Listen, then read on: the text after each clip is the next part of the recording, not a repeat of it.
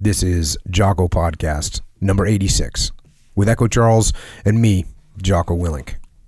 Good evening, Echo. Good evening. And it has been a little while since we got down to some Q&A. Sure. And on top of that, on the social media, I have not been as responsive as I normally am. I've had to prioritize and execute a bunch of other things. Things like muster, things like books that are due, things like that. So, and a bunch of travel and a bunch of work with Echelon Front, et cetera, et cetera. So, but I do get the questions. I read the questions. I read. If you post something and you tag me in it on Twitter or you put a comment on Instagram, I read it 100%. Yeah. I read it. Yeah. But lately, and normally I would like everything that I see. Sure. I would like, just so you know, hey, I saw it, I'm down. I got you, yeah. I'm here. I heard you. But lately I haven't even been able to do that.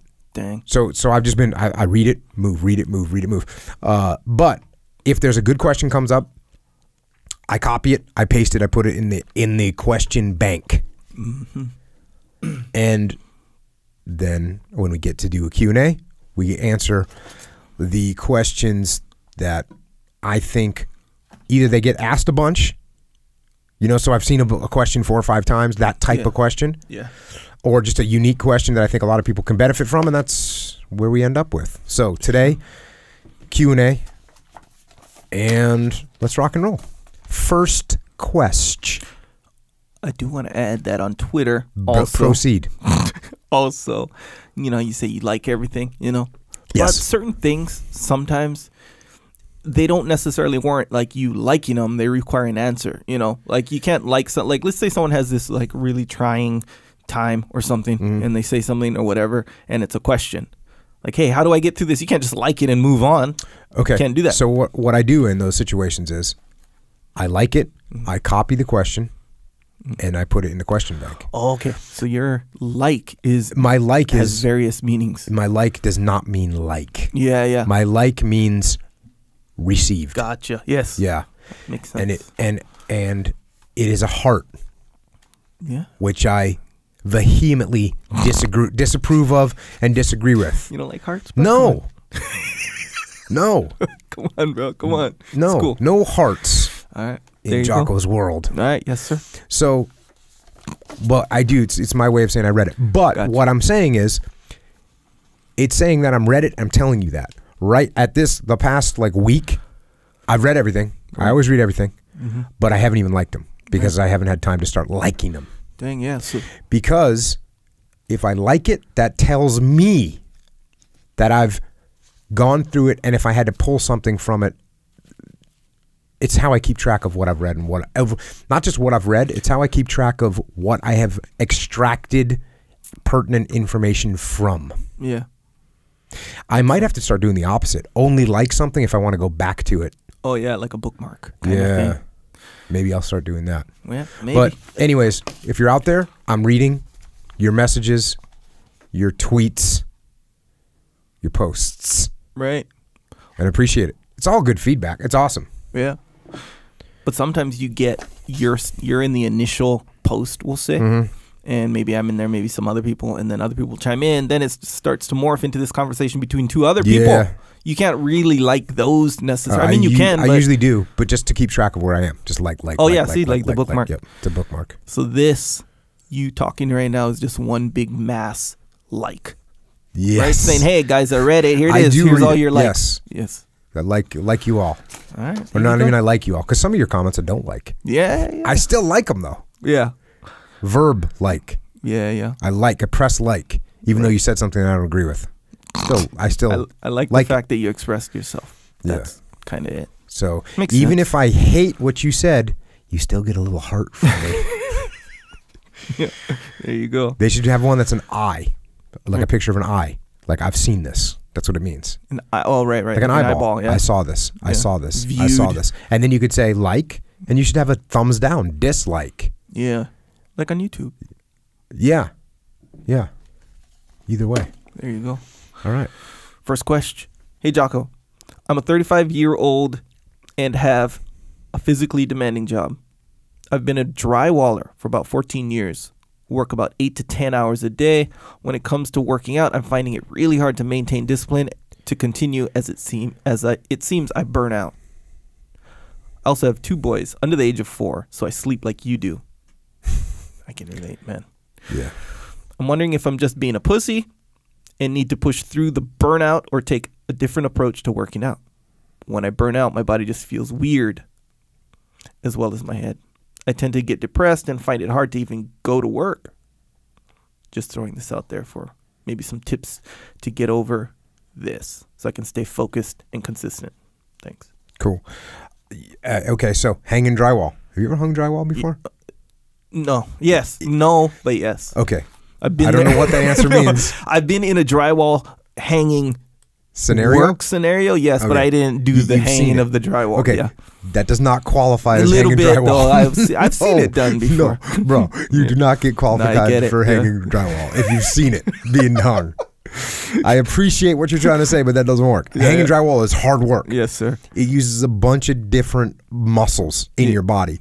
And of course, when you get better at it, because I'm not good at it when I hang drywall, if I'm doing a project, I'm not good at it. If you see someone that's good at, like this guy that's been hanging drywall for 14 years, he's a master. Yeah. He's holding it with one hand, slapping nails. I mean, or drywall screw. He's on stilts. Guys work on stilts. Have you ever seen that before? No. No. So good drywallers, they're on stilts because they're just boom, slapping it up there.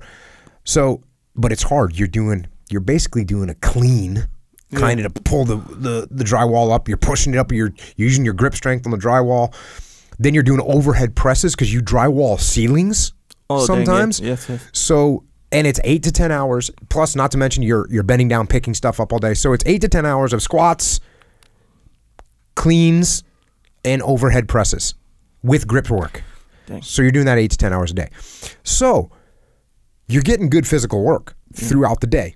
Now, look, man, if you're that drained, then first of all, let's check the diet. Let's make sure that we're not on the job site and the donut truck arrives and you're going belly up to the donut truck with a 4 Monster Energy drinks, like, to keep you going through the day. That's going to hurt you.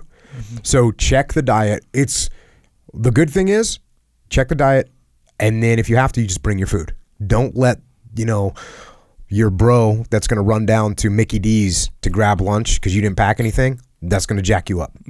So all that stuff will make you feel weak and out of sorts and all that. That being said, still, you're working hard all day. You're doing hard physical labor all day. You also, you can see construction workers or drywallers. You can see people that do that hard labor all day, and they don't look like they're in shape, right? Maybe they're fat. Maybe they don't look like they're in shape. Well, that's because their diet sucks.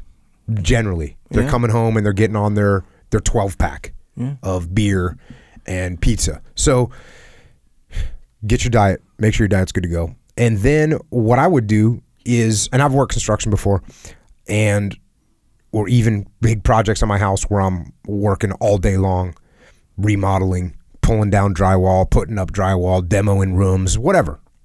I still do a workout. Now, what you're going to do, though, is do something that is going to complement what you've done during the day. So you're getting some pretty good strength work at this point. You're getting cleaned, your grip work. You're doing all this hard work all throughout the day. So maybe what you need to do is do some more cardiovascular at night. Or maybe it's just like a really good stretching routine because you got your strength and you got your cardio during the day. Like if I think about how much I sweat when I'm working on a house project, I'm in a full athletic sweat. So that means I'm working hard. So find what can you do that's going to complement the conditioning that you're getting from your actual labor. And maybe in your case, it might just be like straight up mobility. It might be straight up mobility. Like, hey, you're just doing some good stretching. You're doing some mobility WOD. That's mobility workout of the day. You can go to that website. They got really good stuff on there to loosen up and make sure you're staying limber. Because another thing you find with construction guys is they end up with with a bad back, with they get, tendonitis from swinging a hammer all day or holding. So you can get those kind of overuse injuries. And yeah, so I would look at what you can do that's going to complement that. Also, maybe you feel like maybe you just need to do some heavy lifting because you're lifting something little all day. You know, you're lifting drywall all day, so you're getting some good endurance, muscular endurance.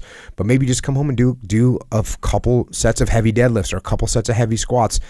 And the other thing here is like when we're on deployment, when I was back when I was in the military, when we were on deployment, we wouldn't be doing workouts that are going to give you the 4 days of delayed onset muscular soreness, right? You're not going to do that. Lockers. You're not going to put you in the pain locker. Where, hey, I did squats yesterday. Oh, Echo just got shot. I can't help him. Right. I'm too tired. I'm too sore. Bro, can someone grab Echo? Because my legs are super sore. My quads are hurting from front squats yesterday. So that's not what I'm talking about. I'm talking about doing something that's heavy, but it's quick, and you're not going crazy and doing so many sets that you're going to build up all kind of lactic acid and make your legs all sore. So maybe it's something but I would say explore all that. Look what you can find that's going to complement you, what you do at work. And also you could look at some jiu-jitsu. Look at some jiu-jitsu. Jiu-jitsu, although at first it's a crazy muscular workout, a full body workout like you've never had before. Because you're resisting every part of your movement and you'll be sore in your entire body. But then as you get better at it, you can relax more. That takes like a year and a half, maybe even 2 years before you can really start to relax. The thing that's cool about that for you is you got 2 kids under the age of 4, so maybe in 2 or 3 years, they're ready to start training too. Now you got a little something to share with them. A little bit of jiu-jitsu. So yeah, don't kill yourself. Find something that complements your work. And if that's just stretching, man, just stretch. And maybe, you know what I used to do when I was at Team 2? Team 2, we used to run all the time. It was every day. It was like, oh, Monday, PT and a run. Tuesday, swim and a run. Wednesday, obstacle course and a run. Thursday, I forget what it was. And then Friday was a long run. It was like a 12-mile run or 10-mile run on Fridays. So what I would do is I would get done with work on Friday or get done with the PT on Friday, and usually it would be like half day, Frogman Friday. Frogman Friday, get some pre-war. No war going on. Guess what you do on Friday afternoon in the dreams? You're going to go, get after it with your boys in the bar. In the bar, sure. Yeah. Frogman Friday. Frogman Friday. Again, Frogman Friday kind of went away once September 11th happened. So this is pre-September 11th, Frogman Friday. So we'd get done with work at, noon, and I would, Friday, go down and hit my squats. And then, so Friday, I'd heal up Saturday. And Sunday, back to work on Sunday, ready to rock and roll. So maybe you just do a good workout on Friday. Good hard workout on Friday. Heal up over the weekend. You're feeling good. Monday, back in the game. But hard labor. Requires something a little bit different. Than those of you that are sitting at a desk looking at a computer screen, like Echo Charles. Yes, sir. You can do a different kind of workout when you do that all day, for sure. You mentioned the diet. I would say with 99% certainty, I would say, I don't know everybody, right. I understand that, 99% certainty that if you have a good diet, not even a immaculate diet, a good diet, and you're working drywall, construction, moving, as I used to be a mover for a little bit. If you have a good diet. Did that mean you watched moving? Because apparently in your mind that qualifies for, just total victory. Anyway, I know you're an actual mover.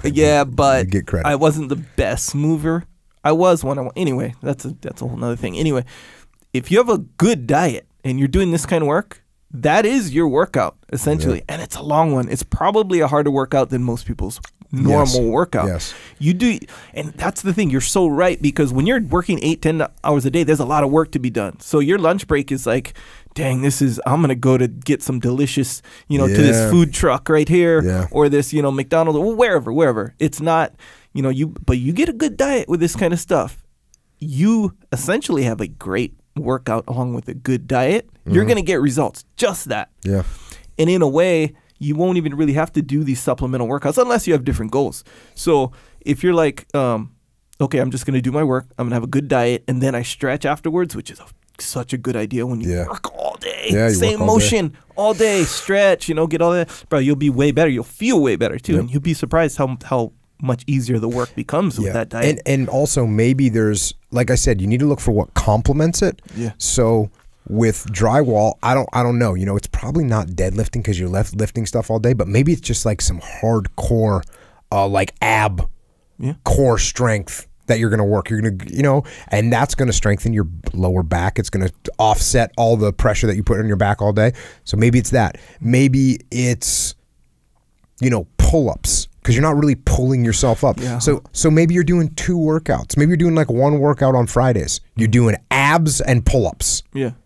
And then during the week, you're doing a 20-minute stretch session. Yeah. To really make sure your hips are opened up. Right? Sure. Of course. Like them guys from 10th Planet Jiu Jitsu. Yeah, they've got to be flexible. They're flexible. You have to be able to do Lotus to get your black belt from Eddie Bravo. All right, there you go. I can't do the Lotus. I can't get my black belt from Eddie Bravo. No, you can't. No. Sorry, bro. I should be able to do that at some point. Depends on what you mean by should. But yeah, man, cool. Do the Lotus and work on that and, you know, report back. But yeah, the diet thing, I think the diet thing, that's going to be 75, if not more, %. Yeah, well, people hit me up that too. They say, oh, you don't sleep enough. And how do you not sleep? Don't eat crap. Yeah. And you don't need as much sleep. Yeah. Check that out. Give that one a try. Yeah. And let's face it, there's people can be different with sleep requirements. You're obviously, you know, like if I said, hey, Jocko, you're in prison for, I don't know, whatever, and you have 8 hours of sleep. Yeah, no. Sleep for 8 hours physically. I don't know if you can do that. I deployed on a ship multiple times. 3 shipboard deployments as a SEAL. And when you're a SEAL on a ship, you have no job.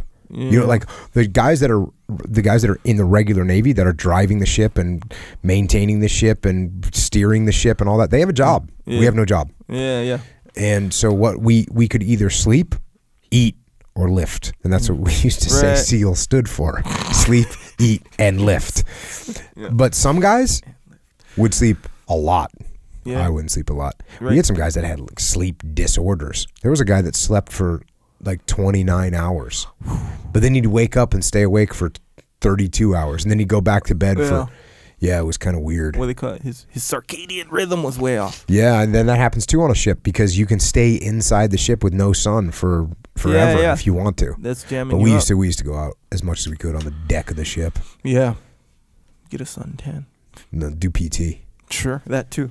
But yeah, I think you you sleep different, and you know, some 8 hour. And actually, I've done this thing where I got used to only getting like 6.5, and it started to work. Like I started to only need that amount. You know, I didn't like that whole thing. So I tried to go back to, actually I only get 6, maybe 7 now anyway, because the kids thing. Anyway, the diet, I think for real thing, I believe this to be a fact. 75% or more solution to the whole problem. Yeah. The diet. Clean up the diet, eat good. Bring your lunch. Yeah. Stay away from the Mickey D's. Yeah, stay away from all that stuff. But again, man, that is hard though. Consider it. I mean, I don't know if you've... Yeah, it's hard too because you were tired. It's a cycle that you start going down because you were tired when you got home, so you didn't make any food for the next day, so that means you brought something crappy, or you bought fast food, and now you ate the fast food, which makes you feel bad, which means you get home, you're tired, which means you don't make lunch for the next day, which means you're going into this bad cycle. Yeah, and that's not to mention the pleasure part of it, because like, damn, this hard work, I need some relief from this hard work on my lunch break. Bring some dark chocolate. Yeah, maybe. Right? That's like cool. Bring some chocolate milk. Yeah. Stuff tastes good, and it's good for you. Well, arguably, we'll say arguably, it's not as bad for you as a Mountain Dew. Yeah, or a pizza by the slice from the food truck. Yeah, and that's usually what it is, man. Take it from me, I know. All right, cool. Next question. By the way, that was one question. We're 20 minutes deep. All right, hey man, we got to get to the bottom of these things. I think that'll help though. It will. I think so, because look, let's say if you think, oh yeah, maybe I'll change my diet, but you know what? Okay, maybe I will, maybe I won't. I'll just kind of focus on the workout part of it. Yeah, bro, you can work out. Man, one time I was like, I didn't do any cardio. I just kind of lifted and whatever. My diet was not all that. And sure, I was big and strong. I went to the doctor. They said your cholesterol or some stuff. On the inside, I was super unhealthy. He was like, you're unhealthy. I'm all big and strong. I was like, wait, sir, but I can bench a lot. I'm like, bro, that doesn't matter. So you can hang drywall all day. And dang, that's some good endurance if you can do that all day, every day for 14 years, by the way. and be like, oh, unhealthy because you ate wrong. It'll jam you up that bad. Clean up the diet. Yeah, good news. Clean up the diet. Next clean question. up the whole situation. Next question. Next question. Question. How do you install pride back into an individual and ultimately a battalion? I'm on my 17th year serving in the British Army. I've been in my role for about a decade, and I'm about to move on to a different job. Recently, I've came out of my platoon bubble and noticed there are numerous issues I've identified, and I'm looking to help my COC in fixing it. All right. So you want to instill pride back into a battalion, into a unit, into an individual. In my opinion, pride comes from hard work. Mm-hmm. Pride comes from discipline. Pride comes from performance, and pride comes from winning. Sure. And how do you win? You win from hard work. You win from discipline. So that's the cycle. You work hard, you stay disciplined, that makes you start to perform, that makes you start to win. Mm-hmm. When you start to win, you get pride. And of course there's a dichotomy there too, because you can work your guys too hard, right? You can do that. So you have to balance it. And it's funny, actually, Leif was talking about this. I don't know if it was we were with a company, and he was saying when we formed up Task Unit Bruiser, we worked hard. We worked a lot harder than normal task units worked. We stayed later at work. We came in earlier. And, you know, he was saying, hey, when the first like month we were together, and Jocko's got everyone coming in early and all this stuff, and people are grumbling about it, and why do we got to do this extra stuff? And he's like, yeah, there's people are grumbling about it. But then once we started going through training and our performance was above our peers, then all of a sudden it turned from grumbling to like pride. Yeah. So that's then the guys, they stopped complaining and they start bragging. Yeah. Because you know what? Where to you, Bruiser? Yeah, of course you're not at work because your task unit is weak. Yeah. We are strong. You are weak. Get away from us. We don't want to be associated with you. Mm-hmm. So you start getting that, which is, you know, pride. Yeah. So I think that's what you got to do. You got to instill the hard work, the discipline in your team. It'll hurt a little bit at first. You got to make sure you don't go overboard with it, and that'll get you what you want. If you need further references on that, read a book called Steal My Soldiers' Hearts by Colonel David Hackworth, or read About Face by Colonel David Hackworth. He talks about this. He takes his battalion in Vietnam with no pride and turns them into people with a ton of pride. How does he do it? Makes them work hard, makes them have discipline, and then they take pride in what they're doing. Lead by example. Yes. Always. And Hackworth, he doesn't change everything at once. He doesn't come in and just go crazy. He starts changing important small things, a couple a day. I think literally he says 2 a day. I'm going to change 2 things a day. Yeah, it's good. But he did start off with a big thing. If you remember this, he checked in this battalion. Guys have radios, guys have guitars, guys have little bars set up. They got all this crap. And he goes, hey, everything that you can't fit in a rucksack, tomorrow morning in the middle of the compound here, and we're getting rid of it. So that was a big wake-up call for everyone. But it was a wake-up call, and also it was, why are we doing this? Well, we're doing this so that we can move. When we move, we won't get hit at night. We won't get hit at night. We won't lose anybody. So, good stuff. Makes sense. Next question. Sorry for the English, I'm French. That's a disclaimer. How can a man that has not grown up with the confidence and trusting male role models and mentors, sort of anti-Uncle Jake persons, only intellectual? I'm saying this without disrespect to these people. How can they become a confident man and develop the necessary man skills, quote unquote? Okay. It's interesting you can say man skills in quotes. Yeah. And I think we pretty much know what that means, right? Yes. Like we know what that means. So how do you do that? You don't have any positive role model around you that's like an Uncle Jake, which by the way, most people don't have an Uncle Jake. Yeah. Right? That's not normal to have Uncle Jake. Most people, you got what you got. And in this case, he's saying he's got like the intellectuals. So, you know, oh, my parents were college professors and they don't have any of these skills and they sit around and talk about philosophy, right? Now I can talk about philosophy well, but I can't fix my car. Yeah. Or I can't defend myself in a combat scenario in the streets. So what are you going to do? Okay, this is real simple. Go do things. Go do things. Start lifting weights. Learn how to deadlift. Learn how to squat. Yep. That's part about being a man, right? Sure. Physically strong. Yeah, physically strong. Learn some jiu-jitsu. I recommend that. Probably could have guessed that one. Yeah. Learning how to fight. Learning how to defend yourself. I just got asked this the other day. A kid came up to me. He's like, what should I do if I get intimidated by other people and I don't know how to react when people like get in my face? And I said, do you train jiu-jitsu? No. Start training jiu-jitsu. But then what? I'm going to fight everyone? No. You don't have to, because you already know you can beat them up. Right. Now, if they attack you, yeah, you can beat them up. But if they are just getting in your face and trying to punk you, and you look at them and go, hey, if you want to do this, let's do this, but I don't care. Yeah. I know you can come to my gym. I'll choke you out. Train some jiu-jitsu. So we got that one. Run, hike, sprint, climb, build things. Start building things. Rewire things.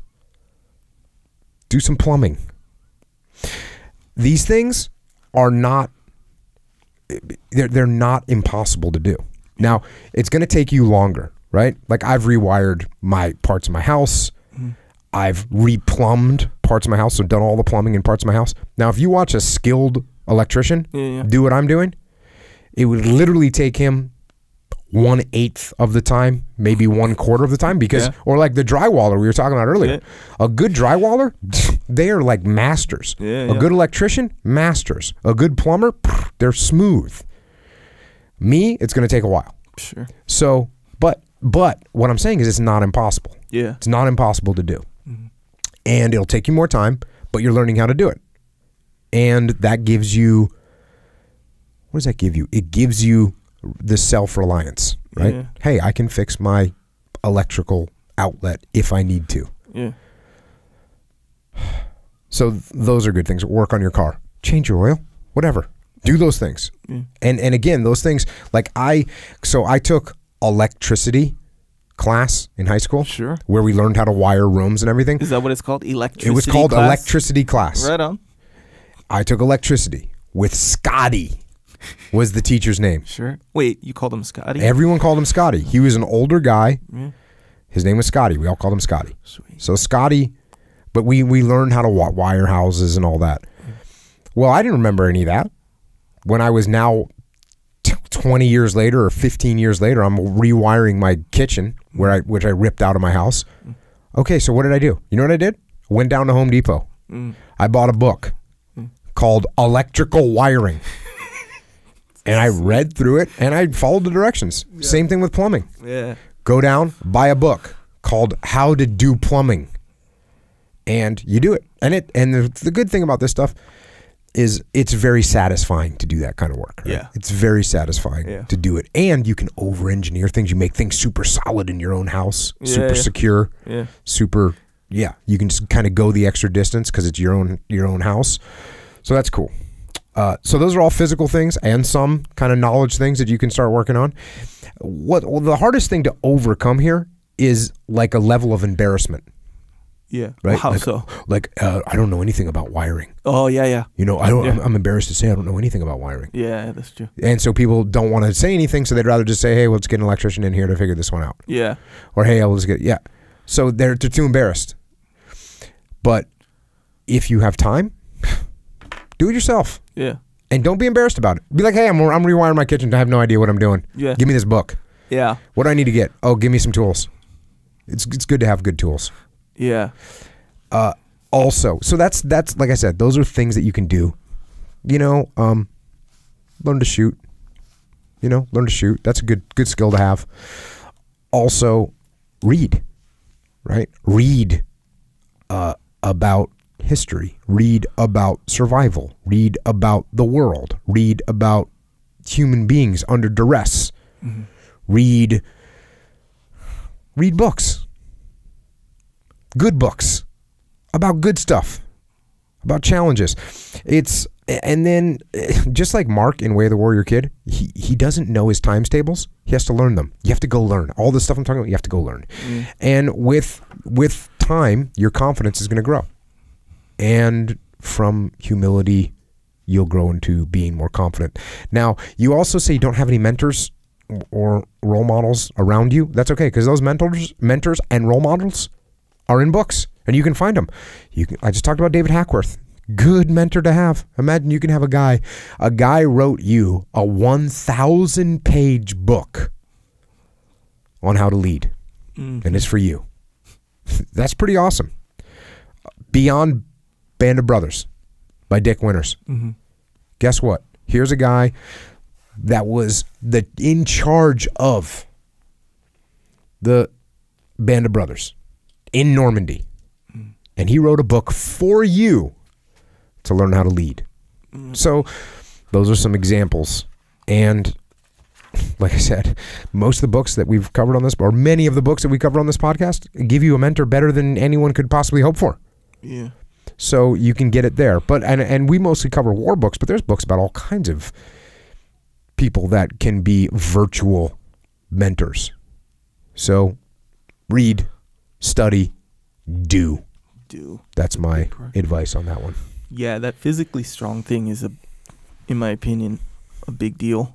Because especially with intellectual types and that kind of environment, since that's not really a priority a lot of the time, you tend to, how like you're not into something, so you kind of shun it as a result. Yeah, that happens. Yeah. You know, like, and I've seen this, I'm not saying all the time, but, sometimes the intellectual... I don't like takedowns, so I'm not going to do them. Yeah, and then you think of all the reasons why you don't need to do it, and how guys focus too, or whatever. So in intellectual circle, we'll say those circles, sometimes you can be like, oh yeah, those meatheads or whatever, sure. they'll shun it. Are you sensitive about that issue? Nah. Am I? No. Yeah, maybe. No, I don't think so, actually. Yeah. But they'll do that. Yeah. And then there'll be these physically frail people, but since they're in their mind smarter than everyone, they feel like they have the one up, and there's an element of satisfaction there. Yeah. But at the end of the day, you're physically weak when it comes down to it. And I think most of the time, I don't know, but it seems like most of the time they'll have these feelings like this guy asked right here. Like, man, how can I develop? Because I feel it. Yeah. Yeah. Unless they just want to be in denial. Right. That's exactly. But when you're in denial, you feel it. And by the way, the same thing happens in the reverse. Right? Yeah, yes, a guy 100%. That's just a meathead, he shuns and disrespects or disregards the intellectual side of things. Yep. And that is equally as bad because they don't know what's going on. They're not knowledgeable. They're not learning. They don't understand the world in a clear way. So find the balance between those two things. Yeah. What's great is those things are not mutually exclusive. Like, you don't have to just be a meathead or just have to be a bookworm. Right. You can do both. There's plenty of time in the day to do both. Be a smart ass guy with a big deadlift. That's a good thing.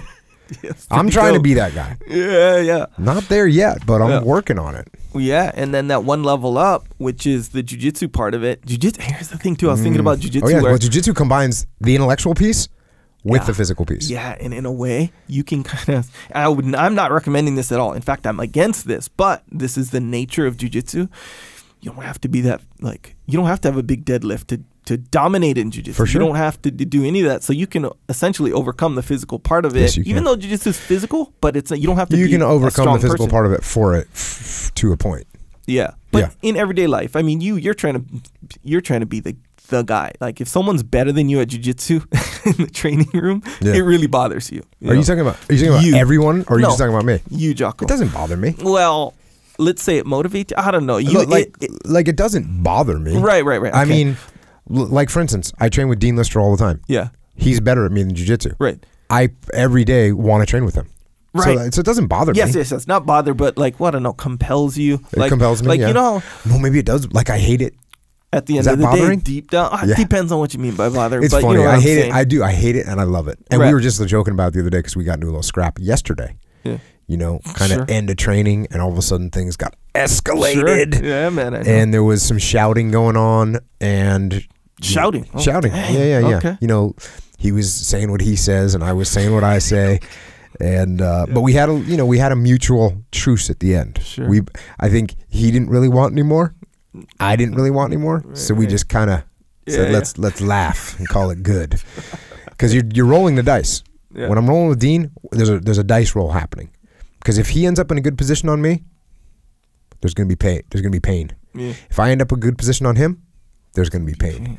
So I think both of us, we got away a little bit unscathed. Neither one of us got a really good position, and I got back up to my feet, and then we both kind of just had a mutual agreement, an unspoken agreement that we were done for the day. Yeah, I know that feeling. Yeah, I can dig it. See how that happens. But the point there being is, almost like in this weird way, you know how like intellectually you can excel, so you can kind of find it justifiable to avoid the physical part of it. It's almost like you could almost say the same thing about jiu-jitsu. You could still be effective in defending yourself without be physically strong necessarily. Right. But my point is that there's a limitation to that. Like, ultimately, if you can be unbelievable at jiu-jitsu, but if you're really, really weak and you go against someone that's really good at jiu-jitsu, but they're a hell of a lot stronger than you, you're gonna have some issues. Right, yeah, and that goes for everything. You got to be both. Yeah, ideally, and that's ultimately the main point. Is just like how intellectually you can be, a black belt. And you can sort of, in a way, get away with not necessarily being this physically opposing people, and vice versa. And then jiu-jitsu is like that third element. You can sort of get away with not being super strong, but still be effective in jiu-jitsu. You know what I mean? So ideally, just like how you said, somewhere in the middle. Yeah, get that balance. I hear what you're saying. But being able to defend yourself is a whole nother thing than being physically strong. Seems obvious, but when you go through life, I think it's not, because you get these like big jack guys, and it's like no one wants to mess with him. Well, bro, this medium to small guy who knows jiu-jitsu or knows these, for real fighting stuff is way more of a, I don't want to say dangerous, but ultimately way more dangerous than this big jack guy who can lift a lot. For sure. So it's that third element that are kind of like... Isn't it weird when you roll with somebody that's super jacked and they don't know jiu-jitsu? Yes. And it's amazing. It was, It's like amazing. Yeah. You just think to yourself, how is this happening? Yeah. This is the magical power. Yeah. Because you look at a big jack guy, your human instincts tell you, look out. Yeah, he's gonna. That person is stronger than you. Yeah. Watch out. But when you know jiu-jitsu, you don't. And eventually, you realize you don't even have that anymore. Yeah. Everyone you're looking at thinking. Wait, you don't have what? Oh, you don't have. You don't have the instinct of fear. Yeah, you don't have that instinct of fear. Right. Although you're still my first thought when I look at someone is like, do they train or not? Yeah. Do they train or not? If they train, we may have issues. This could be a problem. If they don't train, no factor. Yeah. No train, no factor. Yeah. If they train, may have a factor. That's why I got to work out hard. That's why I got to be strong. Yeah. Yeah. Because they might be coming to take my lunch money. Maybe. Right? You never know. Don't want that. Bro, how's this? Literally last night. I didn't see. Do you train last night? I did not train last night. Oh, this is a real world experience. So the 5-gallon jugs of water. Those big. You put in the water cooler or whatever. So there's like a little refilling thing that I went to. It was like nighttime. You've told this story before. No, there's another one. This happened last night. Dang. So hazardous duty. I know, man. Water refilling of the jugs. Yeah, I know. Okay, I mentioned I do that. Okay. Right. So last night when I was doing that, I was refilling the jugs. I go in the store. I'm coming out, walking to my truck to get the empty jugs to go to the little thing. As I'm walking to my truck, a car pulls up right next to the water filling thing. There's what's called a red box. You know what that is? It's a DVD red rental DVDs. thing. Yeah. Yep. So car pulls up. A kid, maybe 12 years old, jumps out of the car. He starts like, was he yoked? Normal kid, whatever. And from in the car, there's a male, probably his dad, someone, maybe his stepdad, really. And immediately the dad starts yelling at him. Like, just put it in the thing, and just to the point where I thought he was kind of joking. Because I'll joke with my daughter like that. I'll be like, kind of like how you'll do sometimes. I do that. Yeah, sometimes you'll get and it sounded like a joke. But I was like, bro, this guy's serious. And the kid is like, you could tell he was kind of used to it. He was like, I'm trying, whatever. Yeah. And the whole parking lot could hear. Yeah. And this is at nighttime. Just to give you a setting. So I'm walking to my truck. I'm like, bro, if I get to this place and this guy's still there, not even yelling, I'm there, I'm going to have to say something. Not be a dick. Not be like, hey, don't talk to him like that. I'm going to try to solve this problem. Be like, hey, this kid, whatever. I had this little thing. Before I knew jiu-jitsu or anything like that, I wouldn't have messed with it. I would have, even being like big or whatever and strong, I would have been like, oh man, that sucks. You never know what that guy's got going on, Yeah, But man, I was like, man, I'm going to do this. So I grabbed them and they left. So I didn't get the opportunity. But I'm just saying, these are things that can happen on varying levels every day. Yeah. And if you're an intellectual, and I'm not saying if you're an intellectual, but if you don't have these elements of whether it be skill or knowledge or whatever, like those things mess with you, You're like, dang, I can't. When I didn't know jiu-jitsu, and when I figured out what jiu-jitsu was, when Master Chief Steve Bailey choked me, and he was an old man at the time, probably 3 years younger than I am right now. And I was thinking to myself, how did this guy just do this to me? That's insane. That's completely insane. I need to learn whatever he knows. Teach to me whatever you know, because I don't want to feel that way ever.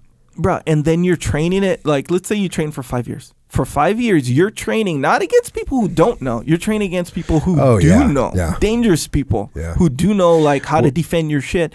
And then you go in the real world. What's happening. Yeah, this guy has no idea how much control you have over him. And you didn't even touch him. Yeah. I see. Yeah. It's totally true. So, yeah, this whole thing where, I mean, your thing about his problem was like when people get in his face or whatever. His problem wasn't getting beat up. It was when people get in your face and how you react and how you feel and stuff. Bro, that feeling, gone. Yeah, because you're right. You're 100% right, because he said he wasn't scared of fighting. He was saying, like, I might get in trouble. He didn't like how he felt. He felt like he should do something, and he felt like a wimp, basically. When you know that you can destroy someone, then it doesn't matter. You just think they're an idiot. Yeah. You beat them. You get the strength and the skills, and you actually beat them on an intellectual level. Boom. So it's like a double gravitational effect on that one. All right. So yeah, if you can get those three, intellectual, psychological, whatever, mental, physical, and skill-wise defending yourself, bro, that's the three right there. It's good stuff. And now it's just how hard you want to hit it, really. You want to hit it hard. I think so, too. It's very beneficial to hit it hard. Next question. Jocko. Should someone always be detached? Okay, straightforward question. The answer is no.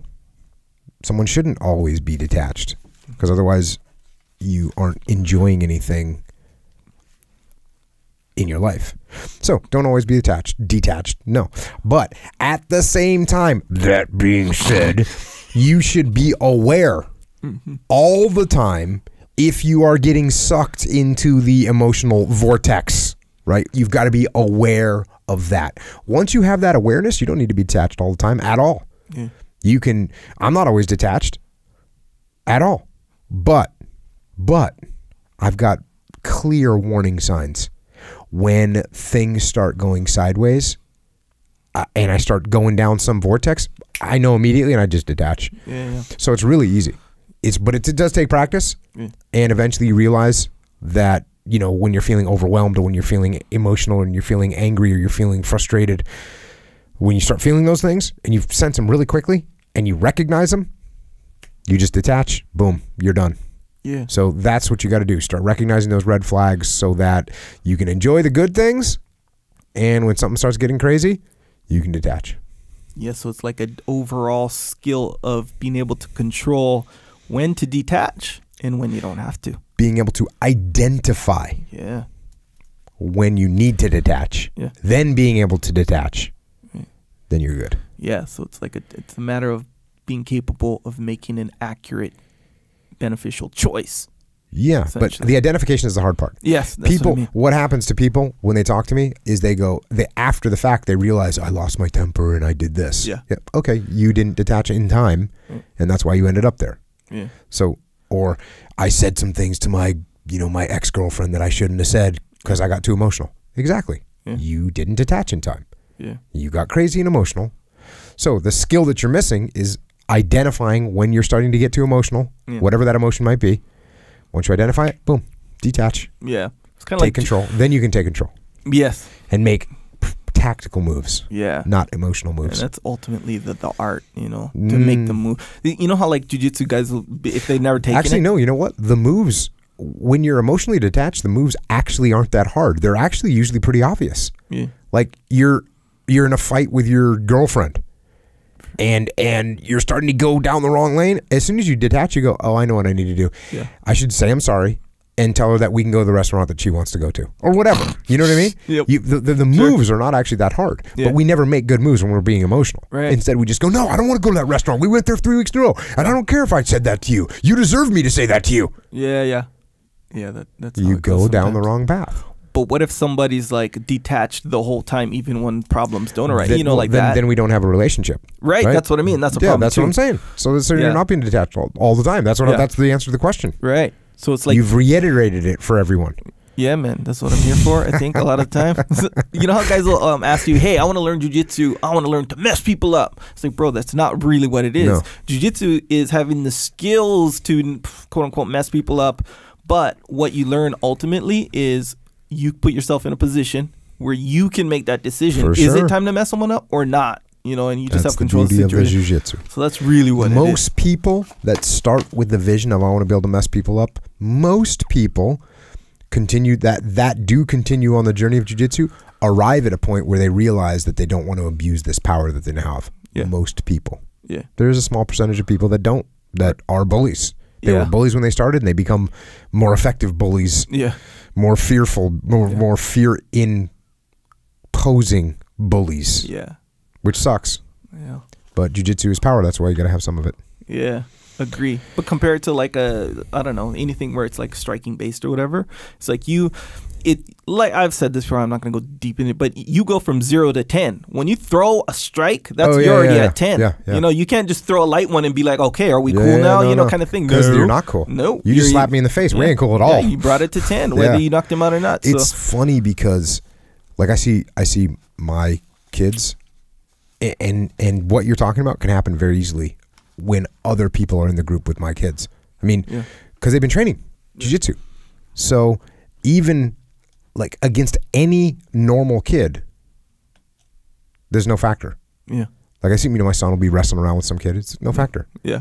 And it's, it's kind of cool. Yeah, kind of cool. Yeah. It's real cool, yeah. I see little. My kids aren't like jiu-jitsu. Like there's kids out there that are sick, competitive jiu-jitsu all the time, right? Yeah. That's not what I'm talking. I'm talking about like just knowing jiu-jitsu.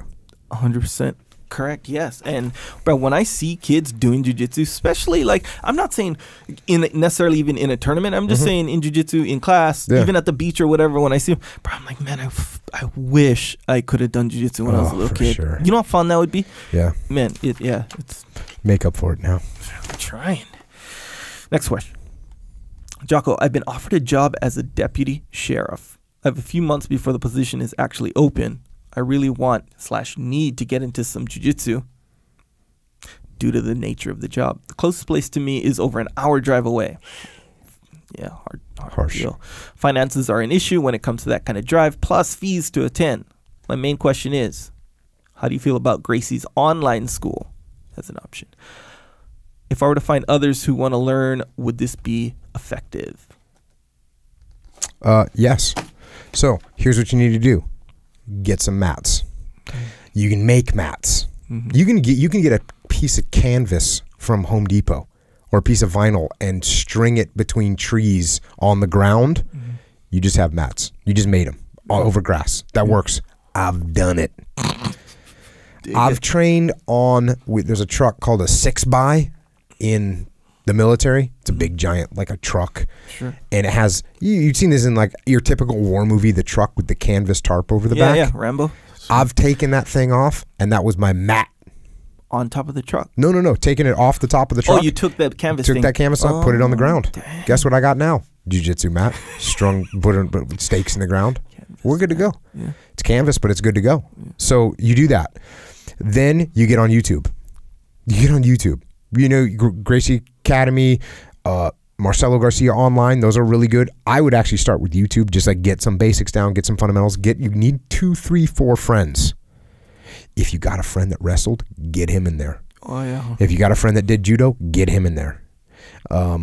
And then you just start looking at the moves and fighting each other and trying to see what works. And don't go nuts on each other. Try and figure out what works, what doesn't work. Learn the basic concepts.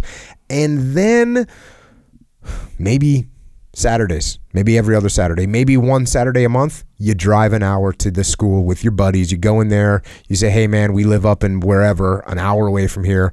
If we give you $10, can we get on the mat, this weekend? Yeah. Just for a couple hours. Can you look at what we're doing? Maybe even say, hey, look, can the four of us get a private? We'll all give you $20. That's $80 you can make in an hour. Coach, please. So then you get some detailed training, and that's going to give you a base. That's I think your best option. Yeah, fully. And these online academies and stuff, that's essentially what they're made for. If you can't make it that's to exactly the academy. What if you can make it to academy, you go to the academy. Yeah, exactly. Wherever that academy is. Yeah. Yeah, and I think podcast number 6, we talk about what to look for in a jiu-jitsu academy. Yeah. So go back to podcast number 6. If you're starting jiu-jitsu and you want to find a good academy, go back to podcast number 6. Yeah. It's in there. Yeah, fully. And I think to start, especially if you don't know jiu-jitsu at all, I think a lot of us started jiu-jitsu with watching UFC 1, 2, 3, 4. Yeah. So we kind of, after watching that, we kind of see, okay, I see if you have a mount, that's good. Yeah. If you're on the bottom, guard. If you so you kind of pick up. So I knew what jiu-jitsu was, so I didn't get to experience trying to learn the basic moves from seeing on UFC. So I'm taking what you're telling me as factual, and it makes some sense. But so did you actually compute the positions? Yes. You were like, okay, that's the guard. So you must have watched in detail. Well, no. You must have watched where you must have been like, okay, that guy hoist Gracie, that guy that's wearing that white thing, that white uniform, look what he's doing. He's got his legs closed around that guy. That's what you guys were doing. Essentially, but because even the announcers weren't calling it guard back then, were they?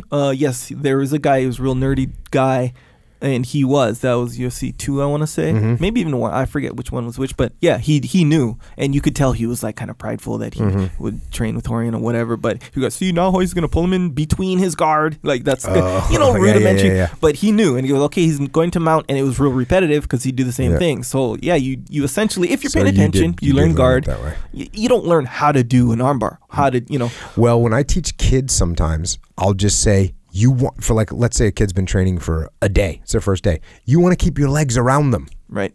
Yeah, that's guard. They don't even know what they're doing. And then you say the other kid, you want to get away from get around their legs. Yeah. And so they just try and do it. And that's a pretty cool way to start things off. Very you'd be cool. surprised at what kids will instinctively do to make things happen there. Yeah, and you even at the muster, you know how you explain it just real quick, this is mount, this is why it's important, this is guard, this is why it's important. That's really. Like the other day, there was a new girl in there. Her name's Sarah. I remember that because I know someone else named Sarah. But anyway, Adam, it was time to roll rounds. He was like, "Hey, Adam was like, hey, there's some new people here. Smasher. No day, 0 days, whatever. Experience. Can you, I don't know, teach her something? As the rounds are going on, because I didn't have a partner at that time. Came in late, whatever. But." So I went and I did essentially that, just a crash course. This is mount, this is guard, this is side mount, and this is the importance of each one. And then literally takes 5 minutes. So here's the importance of everyone. And then I do a little quiz at the end. I say, okay, boom, boom, we fight. It's like a half speed. We fight, boom, we fall to the ground. Where do you want to be? Yep. And, so it's like a little quiz. And boom, right there, that 5 minutes, you learn everything that I learned from watching UFC 1, 2, 3. But in a more specific detail. And you were studying them, and you were trying to figure it out. But yeah, you can learn it in 5 minutes from somebody showing it to you. Exactly right, if that's what they're teaching you. A lot of times people will go in on their first day. And some academies, they're dope. They'll have an introductory class which is kind of that. It's called an introductory class. But if you're like, hey, this is my first day, let me see what I can learn, then they'll learn some, omoplata or something. And they're like, wait, whoa, I don't know how this even makes sense to me, Yeah. But if you learn that crash course, or, even going to muster, that's why it's so cool. You go over that. And everyone's like, dang, this is cool. And you can leave that. And now you're way better off. What's funny at the muster is everyone has heard us talk about jiu-jitsu. So they have this anticipation of it being really cool. And then when they connect the dots between okay, you learn the mount and then you learn the guard and then you learn the sit-up sweep. And when you're done with the sit-up sweep, you're from the guard, you're back in the mount. And people are like, it's a miracle. It's a miracle. Man, there's the magic. Yeah. It is, and it's essentially before the actual moves, like doing the moves. It's just you have to know what's important and what's not. Like if you mount on someone just by happenstance, you don't know what mount is or the importance of mount. But if you wind up on the mount, you're trying to punch the guy. I'm saying in a fight, you're trying to punch the guy and trying to do damage, trying to win the fight. But punching the guy is not what you should be focused on primarily. It should be keeping the mount. Maintain the position. Yes, exactly right. But no one's gonna automatically know that. It's not. You know, you're trying to beat up the guy. I'm on top. I can punch him. Let me punch him. But no, it's just one of the many examples. Next question. Jocko. My boss is incredibly controlling and egomaniacal. I like him already. Egomaniac, huh? You like that? Interesting. I've attempted to use extreme ownership in dealing with the people under me, but my boss has reprimanded me for leading. He has said he gets to do all the leading because he's the one in charge, quote unquote. And his job title is higher than mine. I've had that happen to me before, by the way. If I could continue to try to lead, my responsibilities will be taken away. If I step back into the shadows, I won't make an impact on the people under me. What should I do? So it's black and white. Yeah. Right. In his mind. Seems that way. You can either step up and lead and get fired, or step in the shadows and do nothing, and everyone will suffer. It's not that way, right? It's not black and white. And actually start by putting your own ego in check, because you're calling someone egomaniacal, but your ego is being touched a little bit here, being rubbed the wrong way a little bit, because you want to lead, and when you get told don't lead, it offends you. Yeah. Guess what that is? Your ego. That's your ego. So what you need to do is, maybe you like the feeling of being in charge. That's cool. I like the feeling of being in charge. Yeah. It feels good to me. It feels normal to me. When I'm not in charge, I don't like it. I have to consciously suppress it, which is fine. Sometimes you have to do that. Yeah. Like right in this situation here that this guy's talking about. And what you need to suppress is, you need to not be so overt with your leadership. He shouldn't even be able to sense that you're leading, but you should be leading. Yeah. You got to be under the radar. You got to be covert with what you're doing. And while you're doing that, you're massaging homeboy's ego, making him feel good about it, making him feel that he is running things. And because you can absolutely lead from the shadows if your ego allows it. Because a lot of times when we lead, we want everyone to know that we're leading. Yeah, yeah. I want everyone to know that I'm in charge. Yeah. I want them to know that I'm the man. Right? Yep. That's really hard. When you're leading from the shadows, a lot of times not even the people that you're leading recognize overtly that you're leading. Think about that. So the people that are actually following you don't even know that they're following you. They don't consciously know it. Maybe if they were to break down and you give them like a, hey, who do you think is actually giving you instruction? They go, well, I think that might be probably that. Seems like it's Echo. Okay. But they don't like consciously think about it. So that's what you need to do. You need to suppress your overt leadership, not step on the boss's toes, massage his ego a little bit. Because if you do get your response, you want to help, right? Yeah. You want to be helpful. You want to lead these people in a great way. If you get your responsibilities taken away or you get fired, then you can't help anybody. You're not going to help the team at all. So you have to be smart, and you have to play the game to win his confidence and his trust, so he does let you lead. And what's going to do that? When he realizes that you're not going to step on his toes, that you're going to give him the credit. Because he wants the credit. He's an egomaniac, right? He's controlling. So that's kind of what you need to do. Now, this is the weird thing, and this came up at the muster. People don't want to hear me say that. People don't want to hear me say that. People don't want to hear me say that if I come up against a boss with a big ego, what you need to do is back down. People don't want to hear me say that. They want to hear me say, if you come up against someone with a big ego, what you do is you bow up to them and you show them that they ain't got nothing on you. Yeah, don't back down to that. Don't back down to that guy with a big ego. That's weak. Yo, it's true. And what I said at the muster, I said, listen, because I could see it. Yeah. I could see it. People are like, oh, yeah, I guess Jocko isn't always as hardcore as I thought he was, because he's going to back down to somebody with a big ego. Yep. And I said, guess what, people? This is why you feel that way. if there was a machine gun nest on a hill and there was a bad guy in there and he's killing a bunch of people, shooting that machine gun. And everyone in the room wants to look at Jocko and say, Jocko's brave and Jocko's tough and Jocko's going to charge that machine gun nest and take that guy out. Well, guess what? A machine gun, belt-fed weapon in an elevated position, bunkered in, I'm not going to take that guy out. I can't. It's a heavily defended position. I can't do that. So what Jocko does is backs down. I hide. Sure. I get behind cover so I don't die. Once I've gotten behind cover so I don't die, I look at Echo and I say, Echo, stay here, shoot some rounds at this guy occasionally, distract him. I'm going to flank him. So Echo's going to keep under cover himself. He's going to pling some rounds up at the machine gun nest. While he's doing that, I'm going to scurry away like a little baby, like a little sneaky little squirrel. Yeah. And I'm going to go around to the flank because the machine gun is in a bunker, right? So he can't see out the sides. I'm coming up the side. I'm going to get right up the side. I'm going to toss a grenade in there and kill him. I'm going to take out the ego.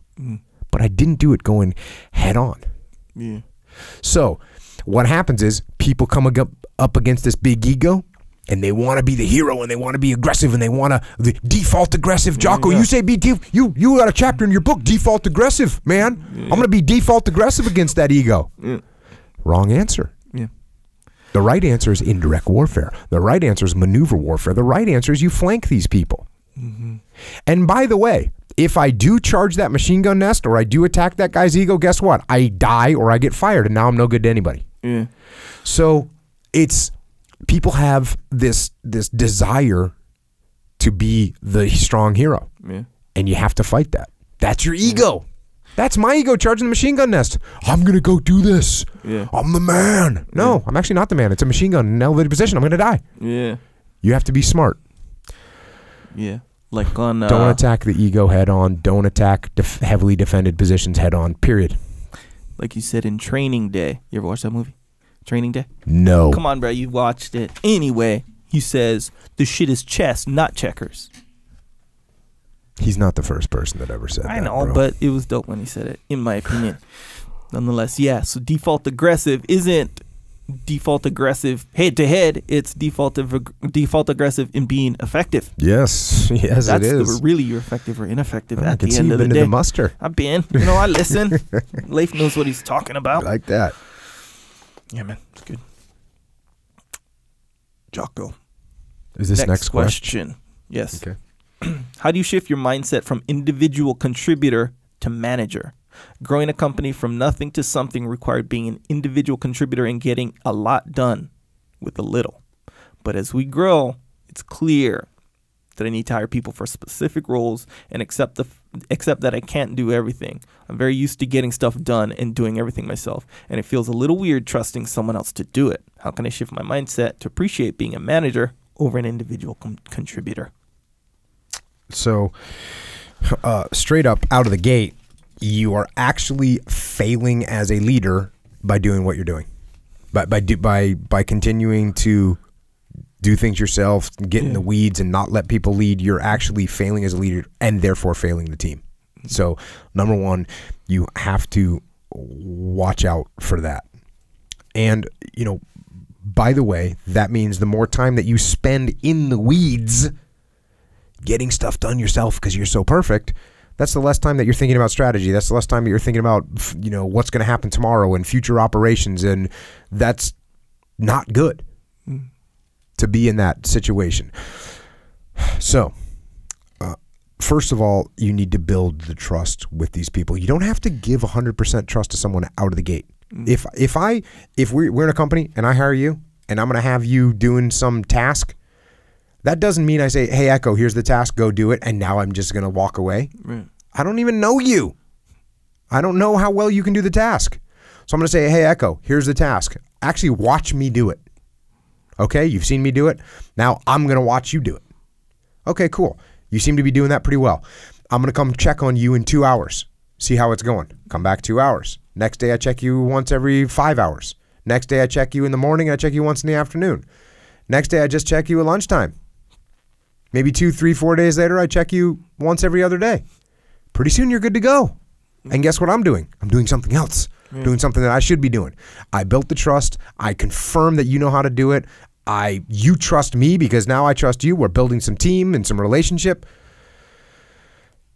So that's all good. So to the original point, I think the way that you shift your mindset is to recognize that micromanagement is actually failure. No progress is made while you're micromanaging. The longer you are micromanaging someone, the longer it takes for them to develop as a human being and as a useful person in your organization.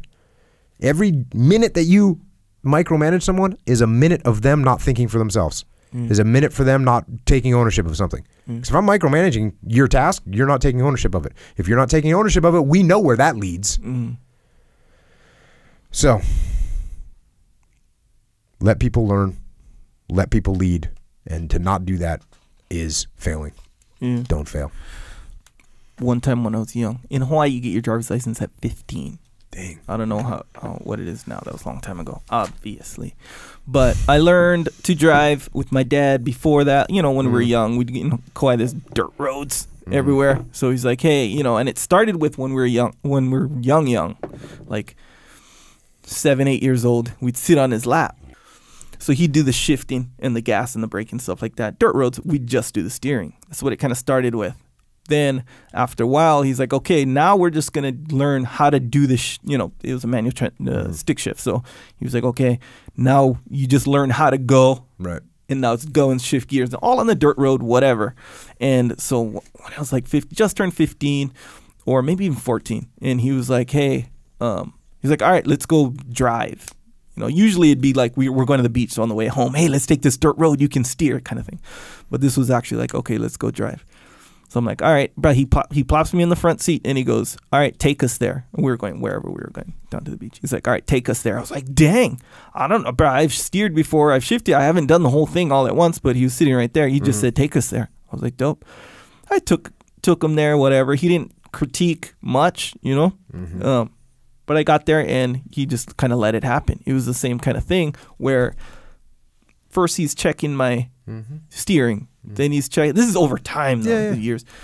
Got you dialed. And yeah, after a while, it's like, boom, he still has an eye. He's still managing. He's right there. He could slide his foot over to the brake if he needed to, I guess. If needed, Put his hand on the wheel, steer you away from the oncoming truck. If need be, needed. And at the same time, he's letting me make little micro mistakes. Yeah. I hit the curb a little bit. Or never hit the curb. It was more like, you know, stick shift. You know, you do it too much, or and he let that happen. Because that's my thing to figure out, the feel, because each car is different.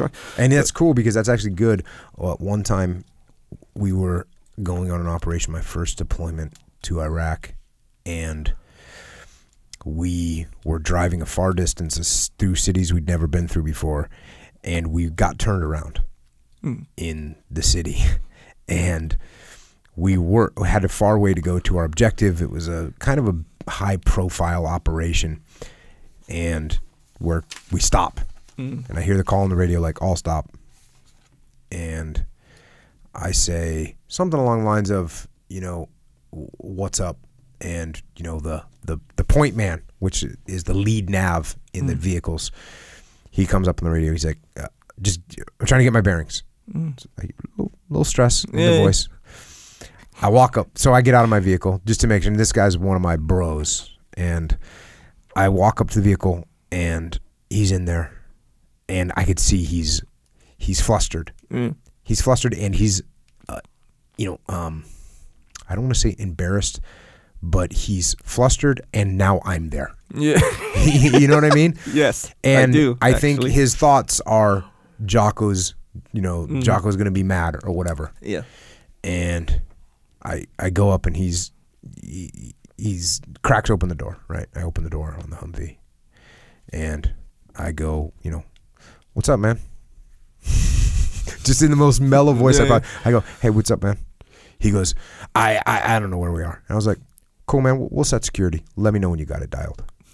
And he's like, all right, cool. Yeah. And that's what we did. So cool. And it took Like you could see his face, like he just turned back to the computer, he started working. But when I walked up to him, you could see that he was panicking. Yeah. Because, we had a bunch of vehicles, you got 7 vehicles with us and they're all driving around and now you've done 2 laps around it's not fun. And you make it through and like past the enemy one time, you got away with it. Cool, yeah. Now you went by him 3 times, pushing it, son. Not cool. And everyone in the whole troop is sitting there in the vehicles going, hold on, jackass is going to run us by this checkpoint again or all by this thing again. Yeah, all of us.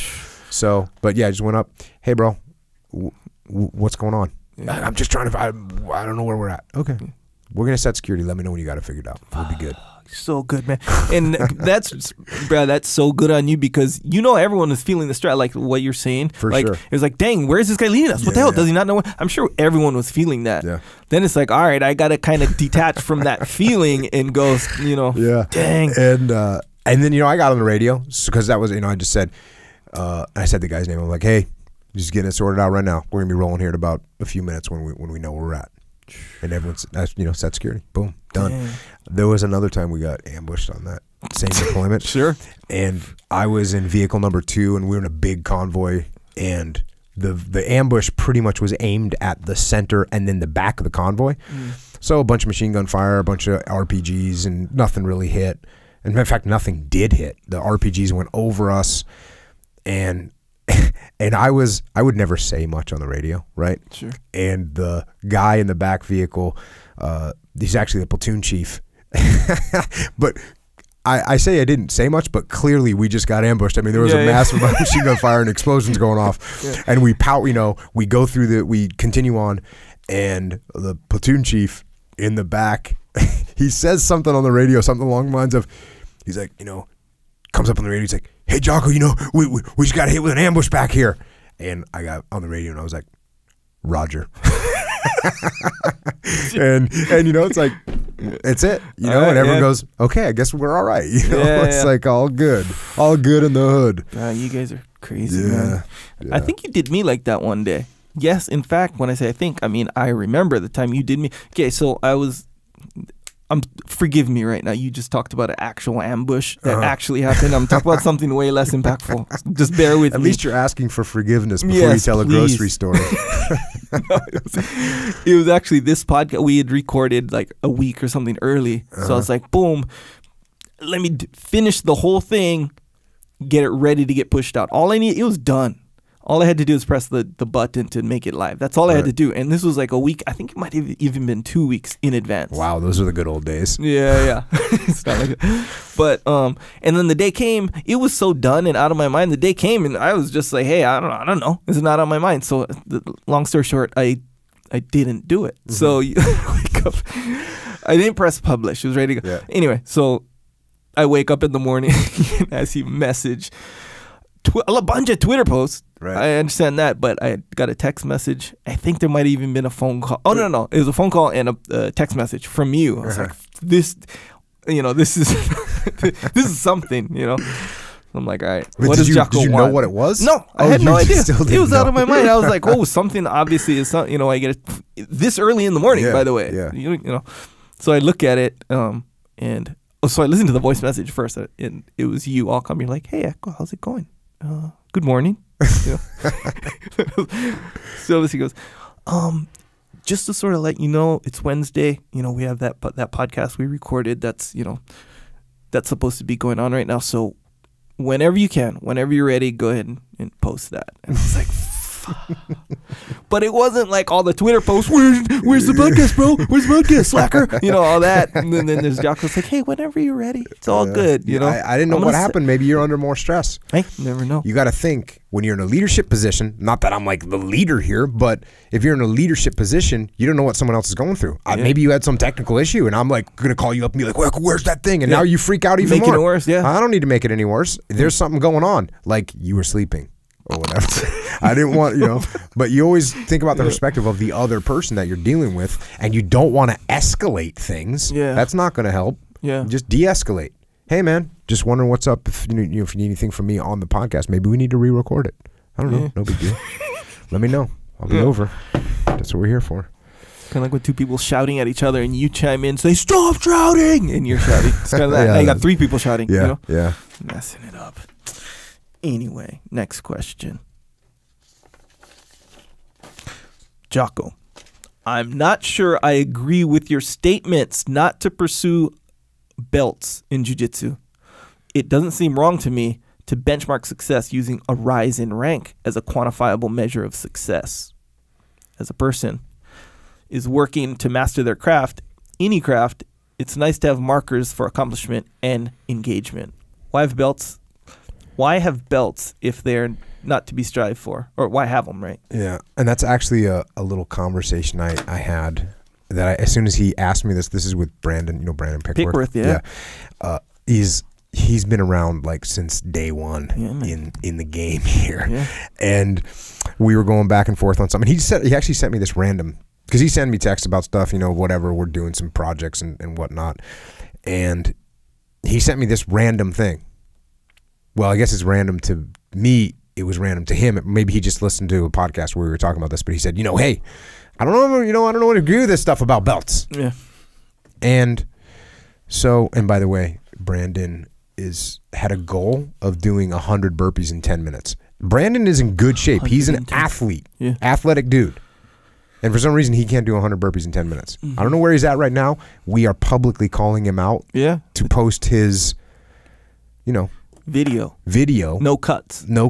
Yeah. Or maybe he doesn't have to post the whole thing. I'd take his word for it because he's owned it a bunch of times. He'll put he'll do 100 in, or no, I think what he's been doing 10 minutes worth, however many he can do. He gets 84. Yeah. And he'll post it hey, I did 84 in 10 minutes. Was that you can do 10 sets of 10? Yeah, 10 at 10 every 10 every minute. Yeah, or something. It'd have to be less because actual burpees will take a certain amount of time. Yeah. 10, that's no, kind of hard. I'm telling you, 10 in a minute is not that hard. Yeah, but plus your rest. 10 burpee pull-ups in a minute is harder. Yeah. But still a good measure. So just regular burpees. But back to the conversation. Sure. I'm going to try that, by the way. Okay. So Brandon hit me up, and I understand belts. And it's because we've said on here, don't worry about belts, don't worry about the belts are going to come. I understand belts, and I understand trying to earn a rank, and that's cool. But I'm telling you, at some point, and I think this will happen to everybody, at some point, jiu-jitsu becomes a lot more than just belts. And eventually, the jiu-jitsu itself completely bypasses what the belts are and what the belts mean. Now, you could say back to me well, that's because you're a black belt. Yeah. And so that's why you feel that way, because of course they don't matter to you. You're already a black belt, so but the fact is that didn't happen to me at black belt. That happened to me at purple belt. I think about midway of my purple belt time, I had no care whatsoever of what belt color I was. This is literally zero. And I just wanted to get better. I just wanted to know more. I just wanted to keep training, and never even thought about it after that. And even degrees on your black belt. Pete, I was talking to Pete Roberts the other day, and he's like, well, what degree are you? He's a black belt. I'm a black belt. He's like, what degree are you? And I was like, I don't know. I don't know. I got my black belt in 2005. What does that mean? You know what I mean? I don't have the tape on there with how many degrees I am. Not that I don't respect it, but I just don't care for me personally. So, and I think that this isn't he's Brandon's talking about, to master any craft. I think it's the same with any craft that you're trying to master. Yeah. If you're trying to master the craft, hopefully and eventually the craft itself becomes more important than the rank that comes with being skilled at the craft. Yeah. That's what I would hope for. That's what, by the way, that also makes it a lot easier to keep pursuing, because I don't care. I'm not sitting there going, I hope I get a stripe on my belt today. No, I don't care if I get a stripe on my belt. I want to go learn more. Yeah. And guess what's going to propel you towards more stripes? Wanting to learn more. Yeah. Wanting more stripes does not propel you towards getting more stripes. Yeah. What propels you towards getting more stripes and getting advanced in any craft is getting better at that craft. So focus on getting better at the craft. Yes, sir. The belts are going to come. Yes, sir. Even your belt's going to come one day. Preach it. I'm not concerned with belts. So we're glad you're not, because you ain't got much in your future. Nonetheless, yeah. And I think that it's like a matter of perspective. Okay, first off, you being a black belt and thinking that or whatever and be like, yeah, that's easy. It seems like that's obvious that, it's easy for you to say because you're a black belt, but at the same time, it doesn't kind of go along with that detachment thing. It's like, hey, I'm not in the game. There's no reason for me to be striving for any belt right now, so I can be detached. I'm not emotionally invested in the whole situation. I can look back and at the same time understand when I came up, me being focused on belts would not have got me here. Yeah. You know, like you have that clear vision. That's natural. It's a natural thing to be like a blue belt. And I wish I could wear that purple belt and everyone would know me and respect me as a purple belt. And because I'm tapping some of the purple belts right now. Yeah. And bro, this is a side note. I don't know if you know this, but if you know the feeling of wanting that purple belt really bad, and I just want that purple belt, and your skills from your instructor standpoint don't match purple belt, and promotion time comes along and you're okay, this is the time I might get my and you don't get that purple belt, bro, you know how sad you're gonna be? Real bro, sad. I've known people that quit the gym straight up because they didn't get promoted on a certain day. And you know what that is? That's really sad. It's sad from top to bottom for sure. That's a side note, but I guess sad wasn't even the right word. Well, it's sad for them. Yes. Like, because if you're in that zone where you should be getting your purple belt at some time, maybe this promotion, maybe next promotion, maybe some other promotion, that means you're dedicated to jiu-jitsu, and now you're just going to walk away because you didn't get the belch. Yeah. It's rough. And like I said, like that state of mind can really, really jam you up. Yeah, man. True story. And I've heard of people where they didn't get their belt and then maybe someone else did. Not maybe, straight up other people did. And it was their belt, you know? Like they got all mad. Super mad to the point where they're vocal about it. I tapped that guy out. Why did he get his belt? Openly saying that. So, it'll jam you up, just that whole mindset. One thing, I would say to those people that might be thinking that way, from my perspective and for many jiu-jitsu instructors, you're advancing and you're getting promoted based on your potential, not based on your skill level against other people. Your because ability to you might be, you might not have a lot of potential, and so you know what? Hey, man, the guy's he can't train. He's 68 years old, and he's been training for a year and a half. He's learned a lot of knowledge. He's here all the time. Yeah. He can't tap out any other blue belts. We're giving him his blue belt. Because for potential of him as a 68-year-old man that never worked out before, and now he's training jiu-jitsu, dude, that guy's a blue belt. Yeah. Now, the further you go up, black belt is a little bit more serious. So is brown, so is purple. But I'm saying you're getting judged against yourself, and that's an extreme example. By someone else, by the way, not by yourself. You're being judged by your instructor, not yourself. Yeah, that's right. That's right. So yeah, man, and that's an important thing to understand. And what's to your point, everything that we're talking about right now makes jiu-jitsu suck. Right? It makes jiu-jitsu it'll make you mad, it'll make you frustrated, it'll make it political, and this guy got it and I didn't know. That's for me, I just don't even like that stuff. Yeah. Don't even like that stuff. Yeah. So when you're ready, your instructor is going to promote you. Yeah. Until then, keep training. Yeah. And by the way, also in your work skills, when you're ready to get promoted, you'll get promoted. Yeah. And if you're not ready, you won't. Or there's not an opening, you won't. You know what you do to solve that? Don't get frustrated. Don't get all crazy. Don't blame the guy that did get promoted. Don't undermine him. Yeah. You know what you do? Keep kicking ass. Yep. Wait, next time it'll be your turn. Yep. Enjoy what you're doing. Master your craft. Yes, sir. Don't let your craft become your master. I just said that. Yeah, dang, I liked it. Yeah, and that's what happens, right? Yeah. You let the thing control you instead of you controlling the thing. Instead of you mastering it, it's starting to master you and get in your head. Bad. Yeah. But he does make a good point, and here's the thing: is that this is a mix of perspectives. So, or a clashing of perspectives, where he's like, as a person working to master their craft, any craft, it's nice to have markers for accomplishment and engagement. It's true. Yeah, and you know what? I actually texted back to him. I'm like, hey man, I know I'm not normal. Yeah, I'm not normal. Yeah, and all I need is a rock and a hill. Yeah, that's what I texted to him, and he laughed. Right, but so there are normal people that need to have like, I want a goal, I want to have a checkpoint, and that's okay. Yeah. And that's why, guess what?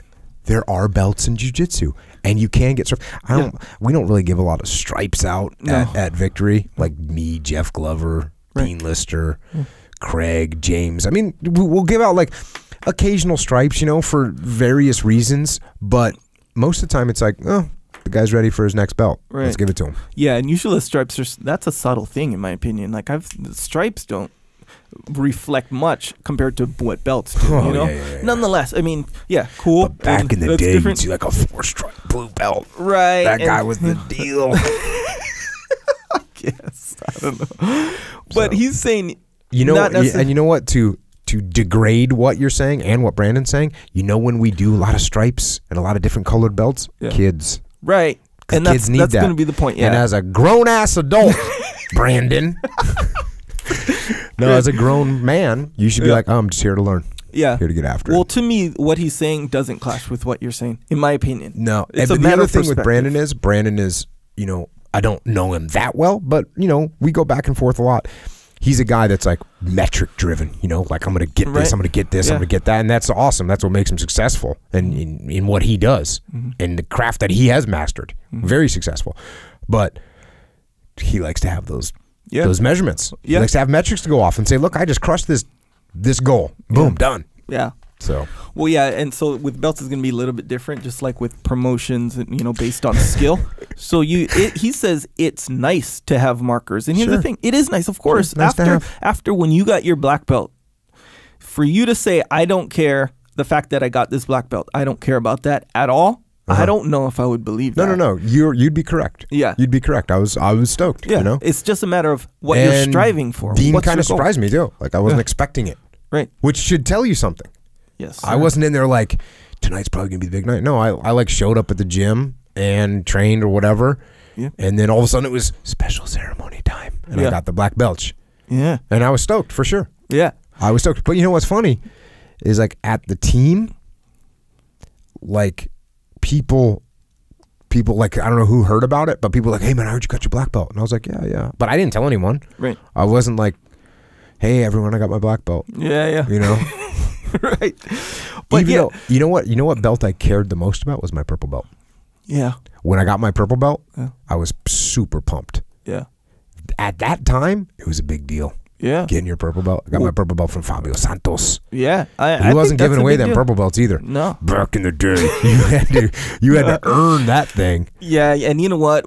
And I don't know because obviously I wasn't there at that time, but I think it's always going to be like that. Well, if you get a purple belt, that's a big deal. Yeah, even now, it seems like less of a big deal. Purple belt is definitely a big deal, but because there's just so many people now doing jiu-jitsu. No, purple belt is a legitimate. When you're a purple belt.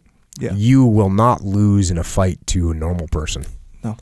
In my opinion. Could you get caught with a punch? Yeah, sure. Yeah. But a normal, you've got a very high percentage of winning a fight against a normal person if you are a purple belt in jiu-jitsu. Yeah. A good purple belt. Yeah. Meaning not someone that just like got a purple belt for no reason. Right. You're a real purple belt in jiu-jitsu.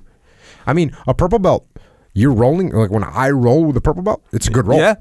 It's a good roll. It's not like, oh, this guy's just a purple belt. Right. Blue belt, most blue belts, you don't have to worry about much of anything. Yeah. When you're at a higher level. Yes. I think. I mean, you're not worrying when you're rolling with most blue belts, right? I'm worried when I roll with everybody. Yeah. That's just how I am. No. Worried? No, I'm just joking. Yeah, I dig it. And it's not about saying you're disrespectful. No, I'm not saying you're disrespectful, but I'm not saying you're disrespectful to a blue belt, but realistically, that chances are there's no possible way for them to submit you.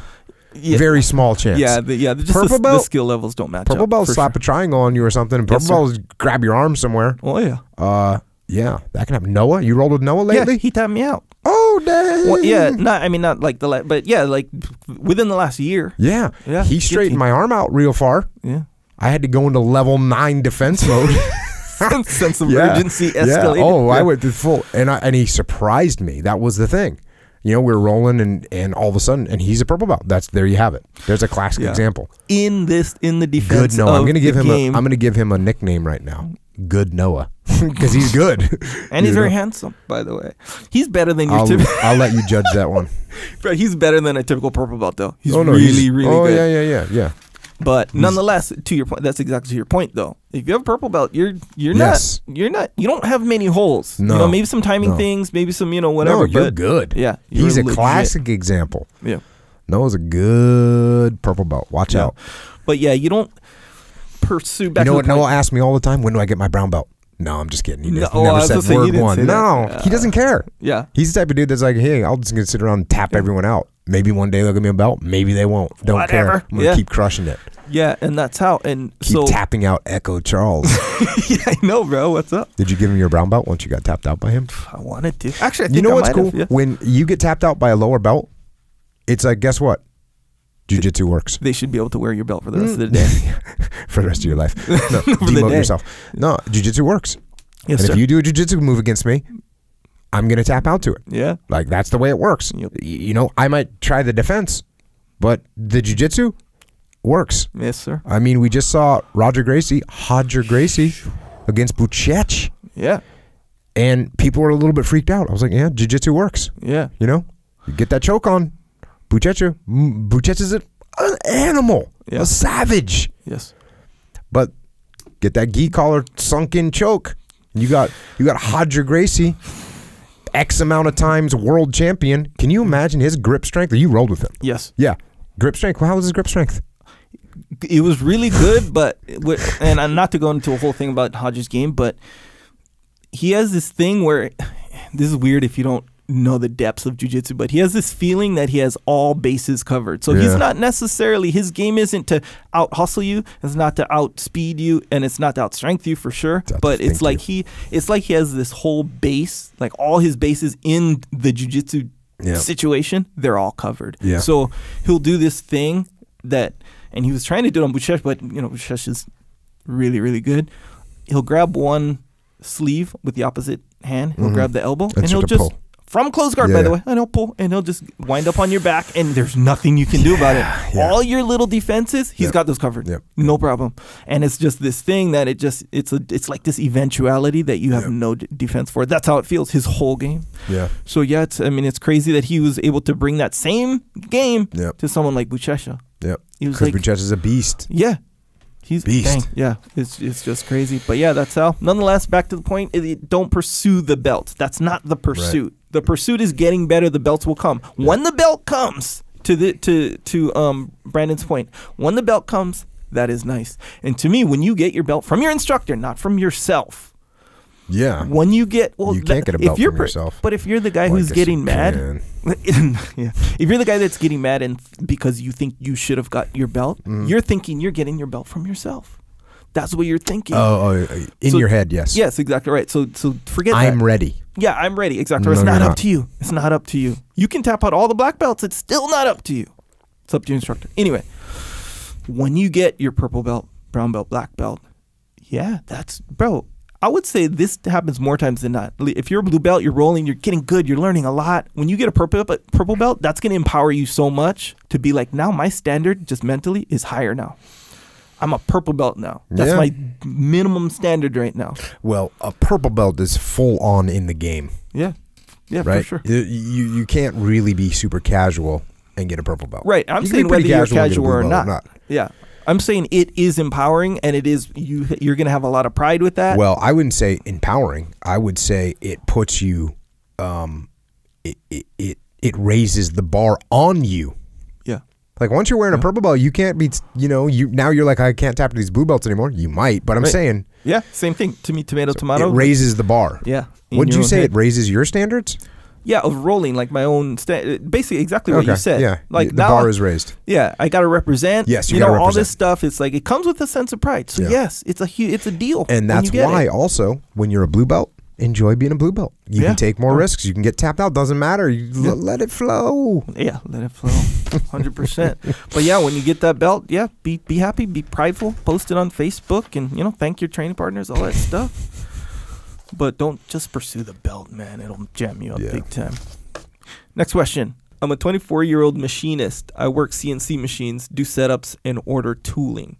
Most of the people I work with have worked here for over 15 years. The owner of my company wants to make me the shop manager, and honestly, I'm not too tore up about it. I feel like the older guys who've been around won't want to take scheduling and manufacturing advice from a young guy. I have good relationships with all the shop guys, but I'm worried about stepping into this role so soon. Only been with the company for 3 years. Any advice? Okay, your boss isn't asking you to do this job if you're not ready for it. That's number one. And the fact that you don't think you're ready is a good sign. I've said this before, because it means that you're humble. So you feel like that's good. That's probably one of the reasons why you're doing well, and probably one of the reasons that your boss thinks you're ready for the job is because you're humble. So that's good. But you also have to remember that being humble has to be balanced, dichotomy of leadership, with confidence and even with a little bit of aggression. So there's a reason that you're getting asked to do this job, and the boss needs you to step up. Now, just because you become the manager or the boss doesn't mean that you have to start bossing people around, right? It actually means that you should remain humble, that you should take input from them, that you can still take advice from them as opposed to just giving them advice. All those things are fine.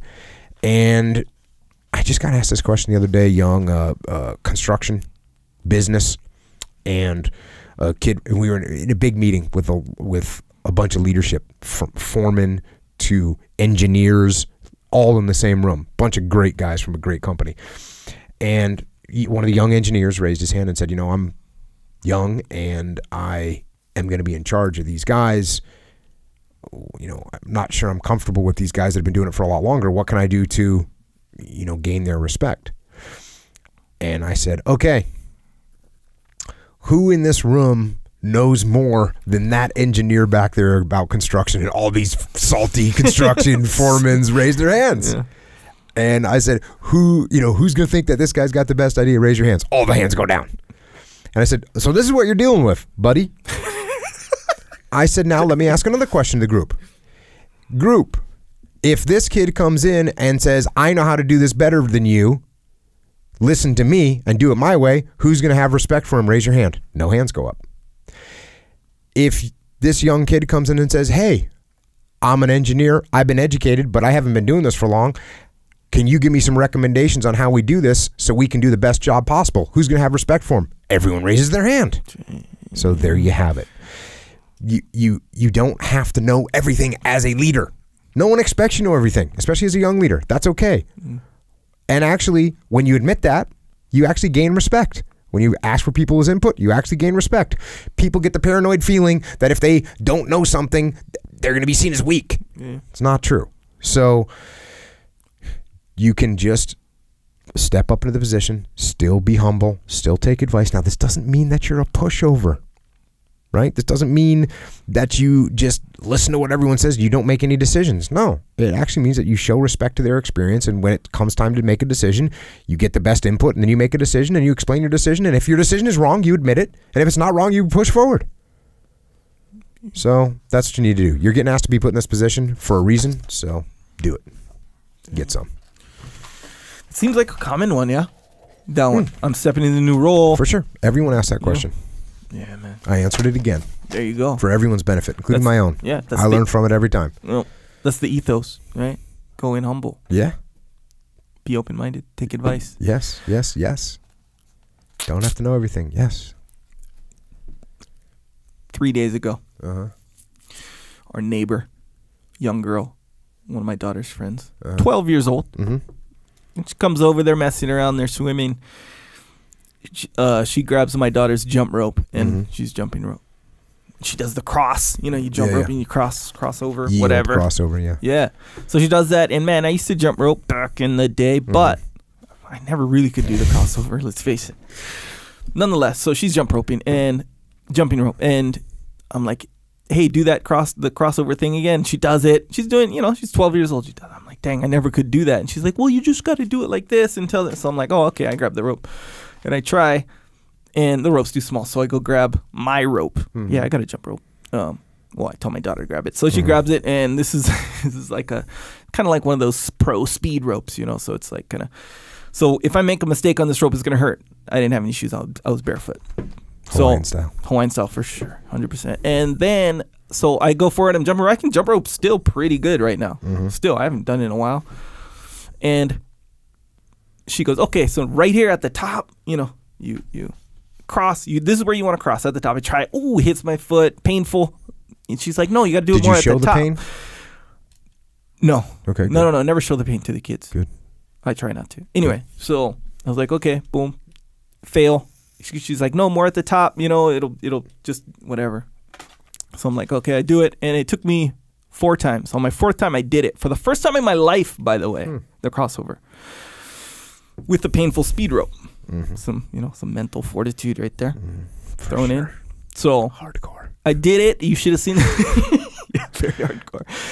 But you should have seen the look on her and my daughter's face. They were like, oh, like it was, like I just got my purple belt or something. Nonetheless. So boom. What do we have right there? A situation. This is what I took from it too. We have a situation, a full-grown, athletic, arguably, person learning to do something that's really not that easy, obviously, if I've never done it in my life. Learning to do something that takes a fair amount of skill from a 12-year-old girl in real time. And you know what I did to boot? Gave her the credit. I said, dang, so you are the best teacher. You have been going to the muster. I like that. Yes, exactly right. So that's the thing. You're still humble. The moral of your story, which was a long story, was be humble. You can learn from anybody. Yes. And when you do learn from someone, give them the credit. Boom, that's what I did. Job. See, I said that in 13 seconds. I know, bro, but I'm just saying it was impactful, and it reminded me of that story. Anyway, next question. Jocko, just checked out podcast 21 with Tim Kennedy. Awesome. Raised a big time question, though. You and Tim agreed that cops who make controversial decisions/mistakes do so simply because they're not trained well enough. That begs the question, how much does the environment someone trains in impact their decision-making? How much tactical decision-making is innate versus learned? Could killing the ideology that that the insurgents buy into be better than killing insurgents? Or can they simply not be reasoned with at any level? There have been terrorists who flee their organizations and start new, peaceful lives in other locations. Okay, yes. So the first part of the question, yes, you train how you fight. And the more you train, the more you reprogram your instincts. So that's important. You're reprogramming your instincts when you train, and you get better instincts. So that's what you do. And now when cops make mistakes, oftentimes it's because of their lack of training. Sometimes they make a mistake that is a mistake that got made. It's a mistake. That's all it is. And they've been trained well, and they still make a mistake. I'm going to tell you the percentage of mistakes go down dramatically the more that you train, and the more realistically train, and the more often you train, you're going to get better. No doubt about it. But that's like an instinct. You're training your instinct. So that's one thing. This idea that we could just attack an ideology of terrorists and then have some of them convert, that'd be a wonderful thing, that you attack the ideology and then some of them become peaceful, productive members of society. And if we did like a full court press to try and make this happen, we might be able to convert, let's say we were really successful, we might be able to convert 5 or 10% a year. Okay, so that's great. Then you have to remember that the enemy is also out there converting people, right? Probably at least equal rate, maybe even a little bit higher. So we still end up losing the fight, because to break even is to lose, because they're still out there doing what they do. And in the meantime, by the way, they're still gaining territory or causing terror. So it's not a good situation. Now, the examples that I use all the time, obviously, are Nazi Germany and Imperial Japan. Both of those groups were, like the current day jihadists, they were looking to take over the world. And if we just tried to kill their ideas with our ideas, we would be speaking German right now. Because we couldn't have changed their ideas fast enough. And by the way, they were playing a different game. If we were playing the game of let's exchange ideas, The enemy is playing a different game. So, for instance, if someone is trying to assault you and you're a pacifist, and so you decide that you're going to try and convince them of the virtues of nonviolence through debate and the Socratic method and critical analysis and the use of various rhetorical devices, and that's what you're going to do, and you might be the best debater in the entire world. But none of those things are going to stop that assaulter from punching you in the face. He's playing a different game. And once you're on the ground, he's going to start kicking you. He's a violent person.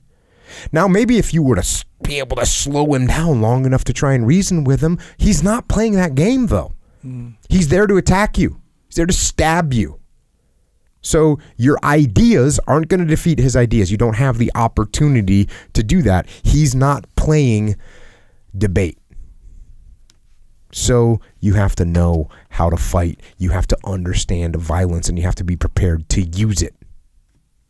And if you can debate and you can win, that's awesome.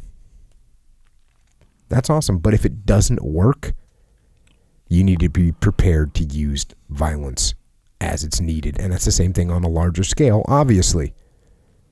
We can do everything we can to try and help snuff out this extremist ideology. Let's prop up reformists as much as we can. Let's try and bring economic opportunities to these impoverished and deprived regions so that they're less likely to come under the psychological grips of a death cult. But at the same time that we're doing those procedures, let's attack their strongest factories of hate.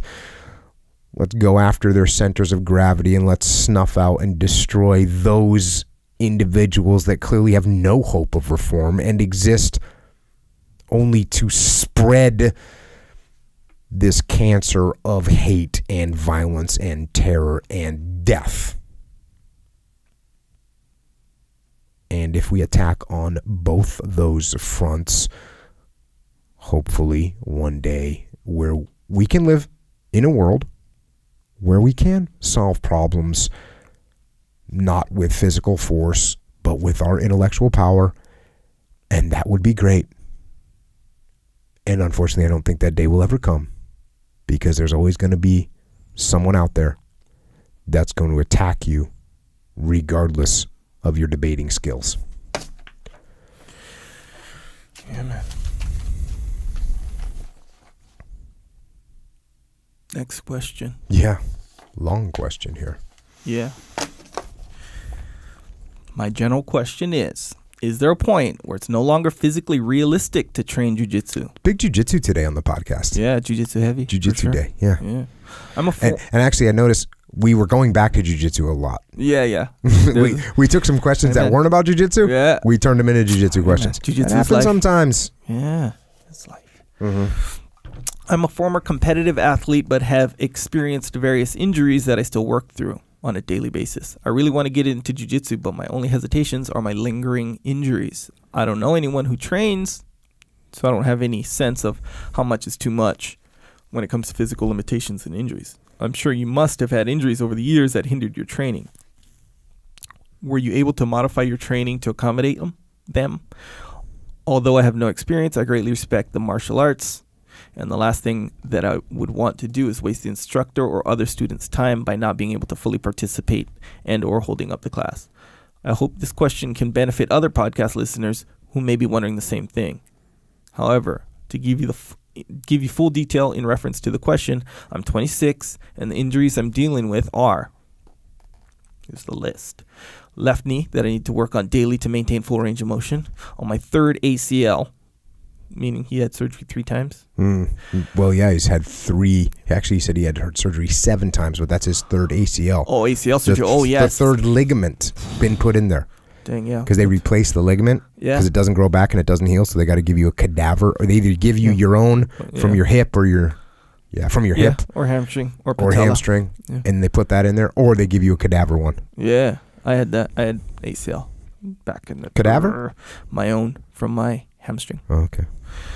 I've had 7 surgeries. Well, I haven't. This is back to the question. I've had 7 surgeries, most recent being a femoral osteotomy and cadaver meniscus transplant. There you go. I'm told one more major injury to the joint, and I'm looking at a full knee replacement. Dang it, 26 too. Left shoulder, dislocated several times, torn ligament, cartilage, and labrum. Don't plan on having the surgery anytime soon. And a history of multiple concussions. I powerlift, jog, metcon, hell yeah, regularly, but all cutting sports are pretty much out of the question. I think, so cutting all sports. Yeah, gotcha. No, he says, but all cutting sports are pretty much, meaning cutting, you know when you cut on the field? Oh, cutting, gotcha. Yeah, okay. Like cutting left, cutting right. I'm pretty sure that's what he means. Oh, okay. Yeah, I thought he meant because he can powerlift, he can jog, he can do metcons, but he can't cut. Gotcha. Check. Okay. Either way, I got you. Sports are pretty much out of the question. If jiu-jitsu isn't feasible, do you recommend any other martial art that would better fit my situation? Just getting tired of only trying to stay physically fit and would rather incorporate a beneficial skill into my training. Or is this all in my head and I should stop worrying and just get after it? Thank you for any advice you can offer. Podcast, thank you for your service. All right. Awesome. So I kind of broke these out. Let me break these out here. So his first general question, is there a point where it's no longer physically realistic to train jiu-jitsu? The answer to that really is yes, but you can also train jiu-jitsu in a wide variety of levels of intensity, a very wide. You could theoretically just go and learn the techniques. Yeah. You could just learn the techniques and never actually roll with someone. And if you couldn't do anything at all, that would, in my opinion, I would still do that. Yeah. Just to know and understand it, I would still do that. Yeah. Would you? Agree, yes. And now what you have to watch out for is that you're going to want to try them. Yeah. You're going to want to try them against someone real. And that's what you're going to want to do. Now, like I said, you can do it from just learning the techniques only to all the way to competing in jiu-jitsu. And like I said, you got to watch out that if you can only learn them, and maybe you can roll light. Maybe you can roll with light people, or you can roll with really good brown belts that are light, and that you tell them, up front, hey, I got injuries. I'm not here for an ego trip. I just want to try the moves. You better freaking keep your ego in check, though, which is what's so hard, because you're going to think, well, this guy's kind of skinny. I think I could do this right now. I think I can get out of this. And then you end up getting hurt. Yeah. So you can't let that happen. So don't let your ego get in the way. You might not want, if you have all those serious injuries like it sounds like you have, you may not want to roll with anybody for a long time until you really, truly understand jiu-jitsu. So that's question number one. Yes, you can learn it without much risk, actually. Very limited risk. If you're just looking to learn the techniques, you could learn it with very limited risk. Now, the next question, have I had injuries over the years, and was I able to modify my training to accommodate them? Absolutely. Yeah. I've had sprained ankles, high sprains, all that stuff. And when that happens, you see me training my bottom game a bunch because I'm not going to be on top. I hurt my back one time really bad, and I couldn't do an oompa. This is when I was a blue belt. Couldn't do an oompa. Couldn't do it. Guess what I did? Elbow escape. My elbow escape got good because I could not do an oompa. I've had my MCL, 80% tear. Get some. Dang. Guess what? No factor. Put on, and I couldn't train for like a couple weeks, but then I put on one of those hinged metal braces, strapped that thing on tight. Could I do closed guard? No. Could I do a triangle on someone? No. Did I have to be careful? Yes. Did I train? Absolutely.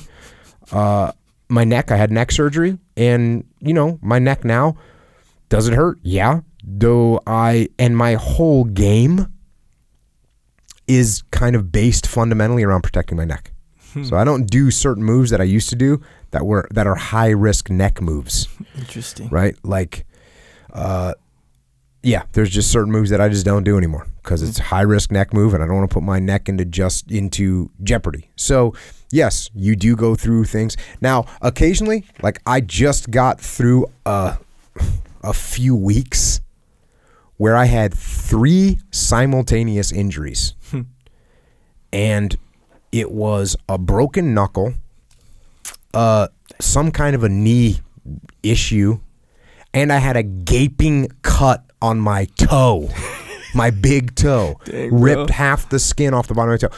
And so I said to myself, okay, I'll just tape up my entire body and still train. No, I didn't say that. I said, you know what? This is, my body telling me one injury you can get through. 2 injuries, okay, wait a second. But when I finally tore my toe open, I was like, okay, maybe it's time to take like some time away from the mat. So I didn't train for a few weeks, right? Probably the longest I haven't trained in it since I can't remember. Yeah. But that's 3 injuries stacked on top of one another. Yeah. And now I'm just thinking to myself, you got to be kidding me. Let them all heal. And that's what I did. So that's that. The next sort of question was, if jiu-jitsu isn't feasible, do you recommend any other martial art that would be better fit your situation? I think you can always learn jiu-jitsu. I think you could learn to box. You could learn Muay Thai. You got to be careful. Be careful with Muay Thai. You got the knee surgeries. You got, I would say, little or no sparring since you've had concussions. And like I said, in all those cases, you're going to learn to box. And you're like, well, I think I want to try this out, man. Looks pretty easy in that sparring ring. I'm going to get in there. Yeah. Don't. Yeah. You've already have concussions. You can't. You got to keep your ego in check. And then the last part of the question was, or is this all in my head and I should just stop worrying and get after it? Look, we all have got to know our limitations. You got to also know that sometimes you're putting limitations on yourself that are too tight. Mm-hmm.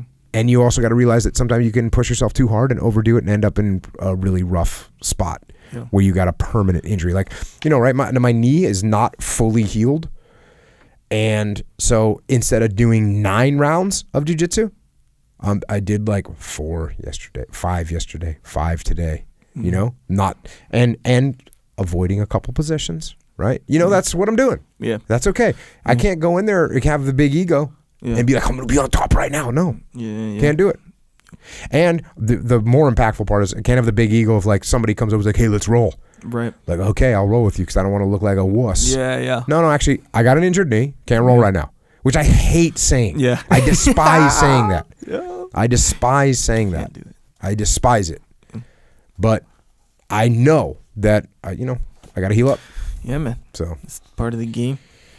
Yeah, that's keep the ego in check. Remember Jerry Loudon? Remember? Yeah. So he had jammed up knees, and I thought of him. Reading this guy's question. Yeah. Same age, maybe. I don't know. Jerry might have been older. A little bit older, maybe like 32 or something. Yeah. So jammed up knees, but he jiu-jitsu guy. So he comes in, and what he'd always do is he'd be like, hey, he'd grab me because I've known him a long time, rolling many times. He'd be like, hey, what he called it is he's like, hey, do you want to play? Meaning like we're just rolling, just like how you said, like how you like how I warm up with Andy. Yes, Big Andy. Exactly right. Yes, he's really good for that too. By the way, now Dean is not good for that.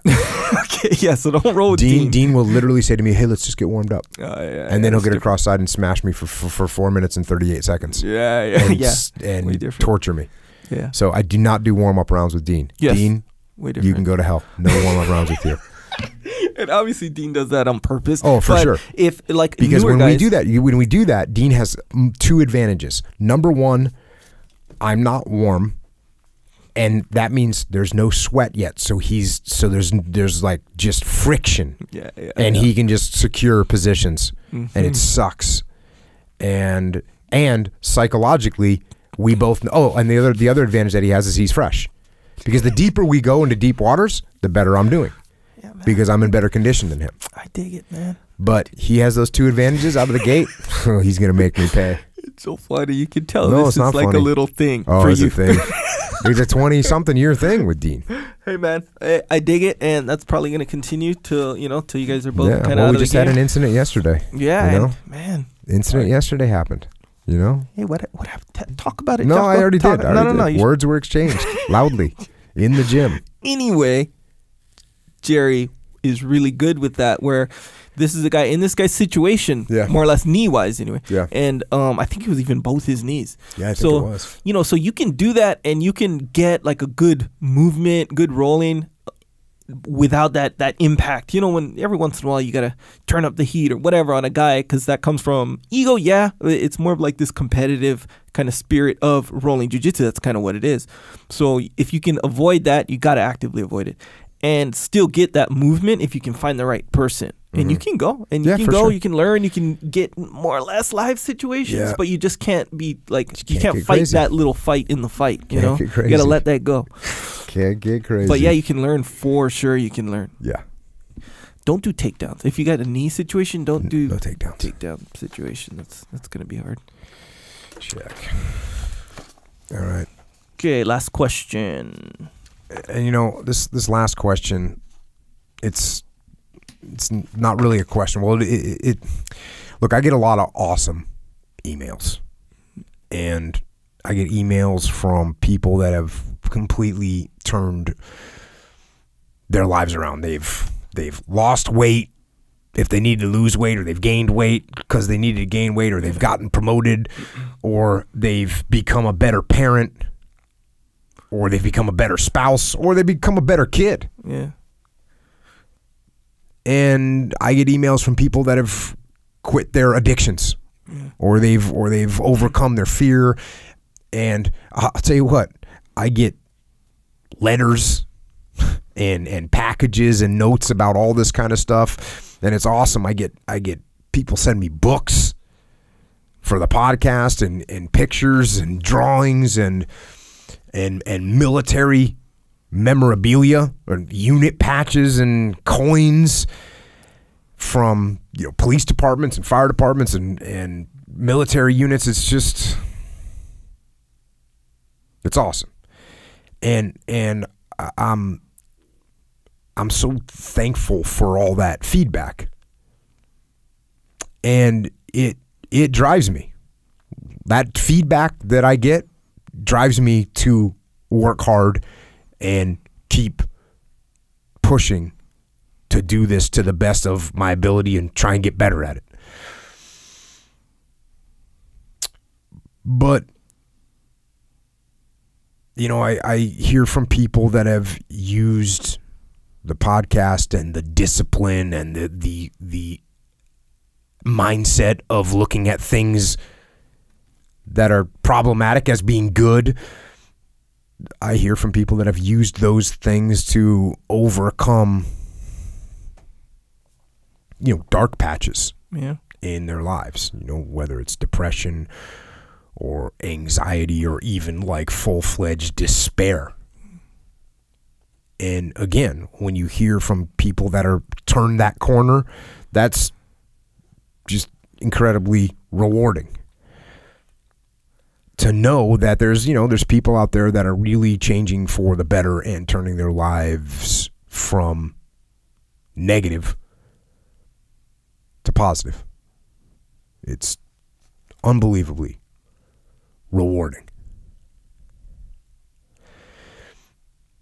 But I also get some other emails, and I get some other messages from people that haven't been able to dig out of that hole to overcome that despair. I hear from people sometimes that feel there's nowhere else to go. There's no way out. And they don't have any more options.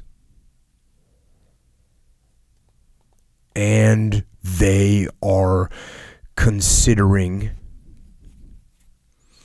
taking the only way out that they can see, and that is they want to take their own life.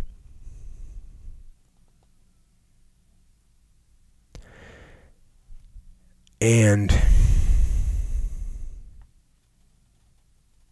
to anybody out there that's in that place, you know, I don't really know what exactly to tell you, but I can kind of tell you what I think. I think no. I think no. I think don't save that last bullet for yourself. Don't save it for yourself. You lock and load that last bullet and you shoot it at your enemy. And when you're out of bullets, get out your knife and attack with that. And if you lose your knife, you grab your enemy by the throat and you keep fighting.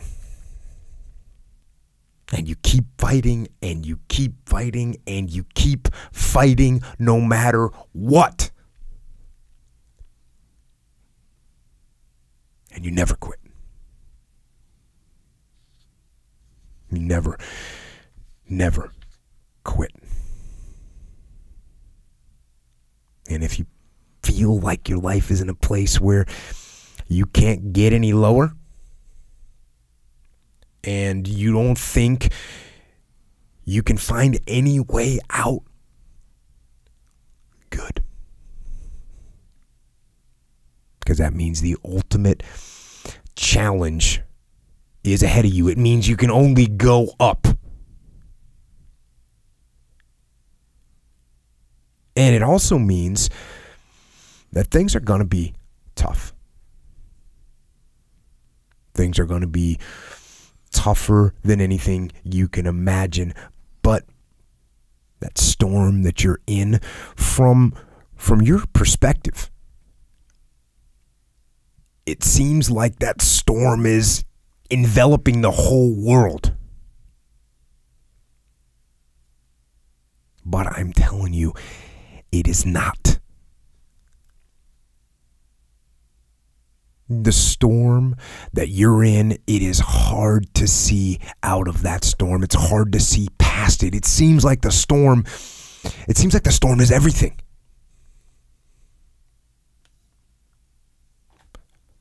But the storm is not everything. And it won't last forever.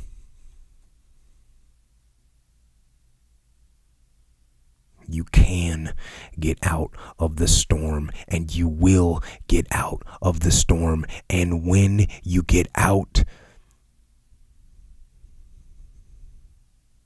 you're going to see the sun again.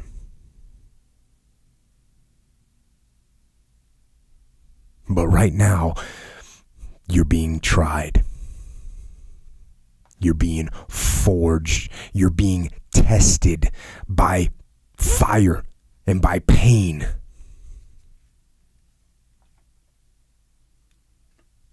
That's the test. Don't fail the test. Don't fail the test. Don't give in. Don't quit.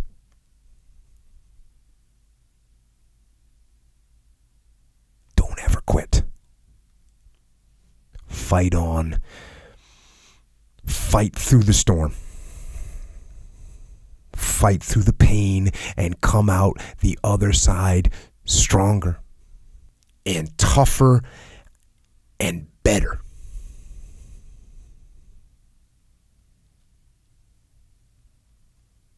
A fighter. A survivor. A winner.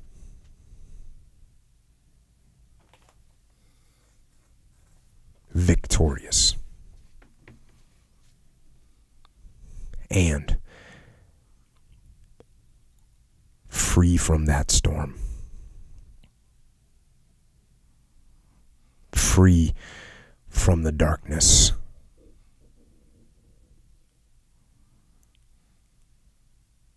Free.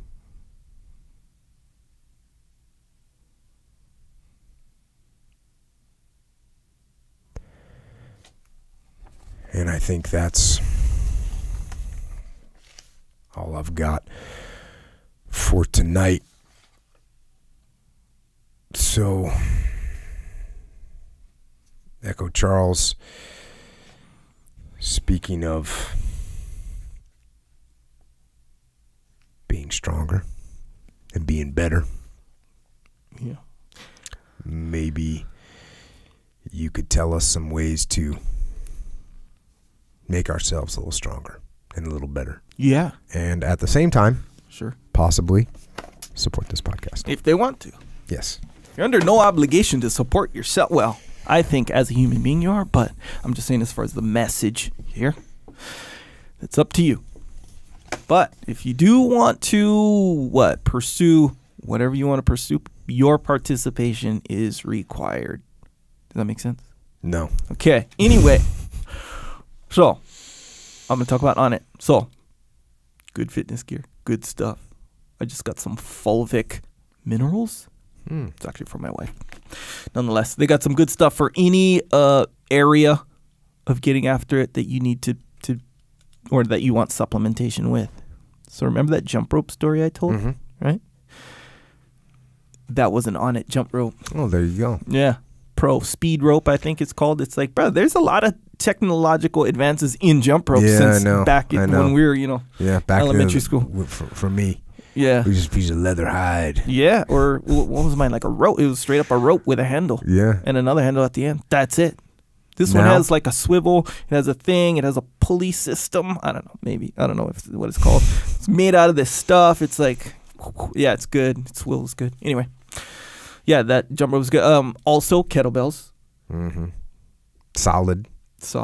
Heavy. As you need. Varying weights. Right. I bought one for my daughter. What is it? The little monkey howler. That's what it's called. I think it's like 18 pounds or something like that. Nice. She can lift it up. She can't swing it. She's 4. Deadlifting it though, right? She's deadlifting it. Yeah, Good form. You'd be surprised, man. Little kids. They have a natural instinct for form. Exactly right. Because they're trying to find the perfect balance. Yep. That's why they have no choice. They do off balance. They're just going to fall down. My son, 11 months old now, started walking at straight up. Kind of earlier than my other, like 9, almost 10 months. You know what that means, right? Yeah, he's going to be also. That means he's going to be an unbelievable athlete. You're set for life. You need to start getting him recruited right now. I know. That's what everybody thinks. That's what they say. Everybody's kid is the best kid in the world. Yeah. That's what everybody thinks. And by no means is that my message here. But my message is you watch him do a squat to pick something up. You're like, dang, that's good form. So my daughter, she's 4. She picks up the kettlebell, little howler.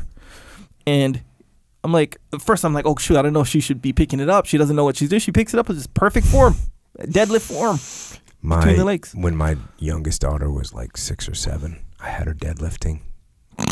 And straight up had her deadlifting. No, and I pushed her too hard, and she was deadlifting, and she like hurt her back. Oh, how old? Like 6 or 7. I mean, she was just doing like double body weight, and but it was with kettlebells. And so you're not going that low. So it makes it a little bit easier. So I thought. Yeah. So she was deadlifting, and my son was in there too. And I think my other daughter, we were all just getting after her. Sure. And, so I'm like, you can do this. And we're escalating weights and going heavier and heavier. And finally we get to like a pretty big weight. I forget what it was. It might have been maybe the 32 kilogram. Or something like that. Come on. So she lifts it, and like right as she gets almost to the top, she gets the look on her face and like moves sharp, and then she like started to tear up. She didn't drop it. She put it back down. She started to tear up, and she's like, "I think something happened to me back, Daddy." And I was like, "Oh God, I am the worst father ever." Yeah, I think you are. So actually. Don't go with the heavy kettlebells for the kids or heavy deadlifting. They're not ready for it. Yeah, I'll go on record straight up and say, don't buy kettlebells for your kids for a program that you got sorted out for them when they're 4 or 11 months or whatever. No, wait till they're 6. Don't do it. I bought the kettlebell because when I go out there, I took a picture of one of my that daughter deadlifting and like posted it one time. People were all pumped. Yeah, because it's pretty dope. It's dope to see in a picture, but man, you can't get crazy with that. I think if I'm lifting my kettlebells and they're cool, they're the werewolf ones and all this stuff. My daughter's out there, she's cruising, she's watching, she's like, she obviously, hey, let me try, and she wants to get in the game. Yeah, I don't want her to pick up that werewolf. It weighs 62 pounds, one of them. So you don't let her? I don't push her to pick that up. No, she'll grab it and try. She doesn't pick it up. No, but it's too heavy for her. And that's cool. But she just wants to be like Dad. Yeah, that's how it is. So you got her the howler, just as a little gift. Hey, you got your own kettlebell. You know how empowering that is. I'm not saying that now. Let's lift kettlebells, girl. You're only 4. Now you're on the pro. It's not that. It's for her to have her own little kettlebell and be. It's like a cohesive thing. No, that's cool. Just like she likes to do pull-ups. But not really. She's not on a pull-up routine. She reads Warrior Kid. I read it to her. And she sees me doing pull-ups. She's like, my turn. I want to do pull-ups. Now when she's able to get on her own program or be more in a position to facilitate a program imposed upon her, as the case may be, not too early, by the way. She'll be familiar with pull-ups. She'll know the value of pull-ups. Plus, Dad does pull-ups, so it's obviously cool. Yeah. You know, and she's going to be down. She's going to be kind of set for life in regards to pull-ups, kettlebells, whatever. So, I like it. So, where can you get those? Oh, the kettlebells. Yes. Yeah. Onnit.com. Or the jump rope. Or the jump rope. The jump rope's dope. Nonetheless, I do think that those designer kettlebells, those are kind of like the that's the kind of the prima donna one. Actually, no, you said this last time. Yeah, that's a wrong word. You're okay though. with it now? I'm okay with it. They're dope. They're just good. Yeah, you like them. They're not like the hardcore dusty cannonballs with handles. You're not like they're artistic. Not the ones I have. Yeah, the ones I have. Yeah, they're not like that. I got all the designer ones, but they are cool. If you walk into a gym, you know, you go to the gym, you're wherever, and there's a bunch of kettlebells, right? And you're looking for a certain weight, and let's say there's the werewolf ones, and then there's the regular ones. Which ones are you going to use? Me? Is this a serious question or just like a basic question for everyone? Both. What do you think I would use? Werewolf ones, probably. See, that's why you're dope. Wrong. Well, nonetheless, I think they're cool, and go ahead and check them out. They're on onnit.com/Jocko. That's where you get it. Support yourself, really, and it supports this podcast. Also, if you're into these books, we didn't read any books, but I mentioned a few books today. Yeah. Mentioned Hackworth books. Yeah. Right? I mentioned Dick Winter's books. Where can you find those books? Well, ultimately, you get them from Amazon like everything else. But if you want to go through the list of specific books, go to the website, JockoPodcast.com, section on the top, or menu item on the top. Boom. Clicks you to the page with all the books by episode, by the way. Actually, I don't think I put Extreme Ownership on there. But nonetheless, click through there. That's kind of jacked up. Well, actually, isn't it over to the right or something? Yes, so that's the thing. Extreme Ownership is featured. But we never covered there. it in the podcast. Correct. So it's not going to be on the list of books covered in the podcast because the section is called Books from the Episodes. Nonetheless, maybe I'll have Leif on and we'll do Extreme Ownership. Yeah, that'd be cool. That'd be like layers because you wrote the book, you experienced all the thing with Leif. You do the audiobook, and now you're doing it on the podcast. So it's like a thing.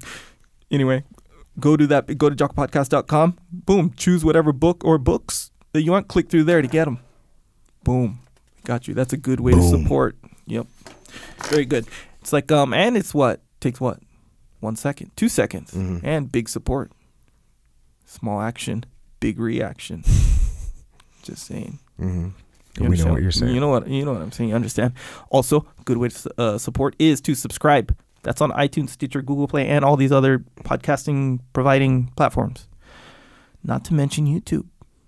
If you like the video format, you want to see what Jocko looks like. If you don't know already, I guess you can see what I look like. Which I'm not saying to look at me. I'm going to say this: if you don't know what Echo looks like, go look on YouTube so you can see what he looks like because he doesn't look like what you think he looks like. Apparently, yeah. Apparently, evidently. I've known him too long to understand what he appears to be via his voice. Sure. But apparently he doesn't sound like what he looks like. So I guess you might want to check that out. Yeah, I guess they don't match my look and my voice. Yeah, apparently not. But I live in a world where we're judged on the content of our character and the contents of our hearts. So how I look doesn't matter quite as much as one might think. But if you are interested in seeing that, go to YouTube. While you're at it, subscribe. That's a good way to support.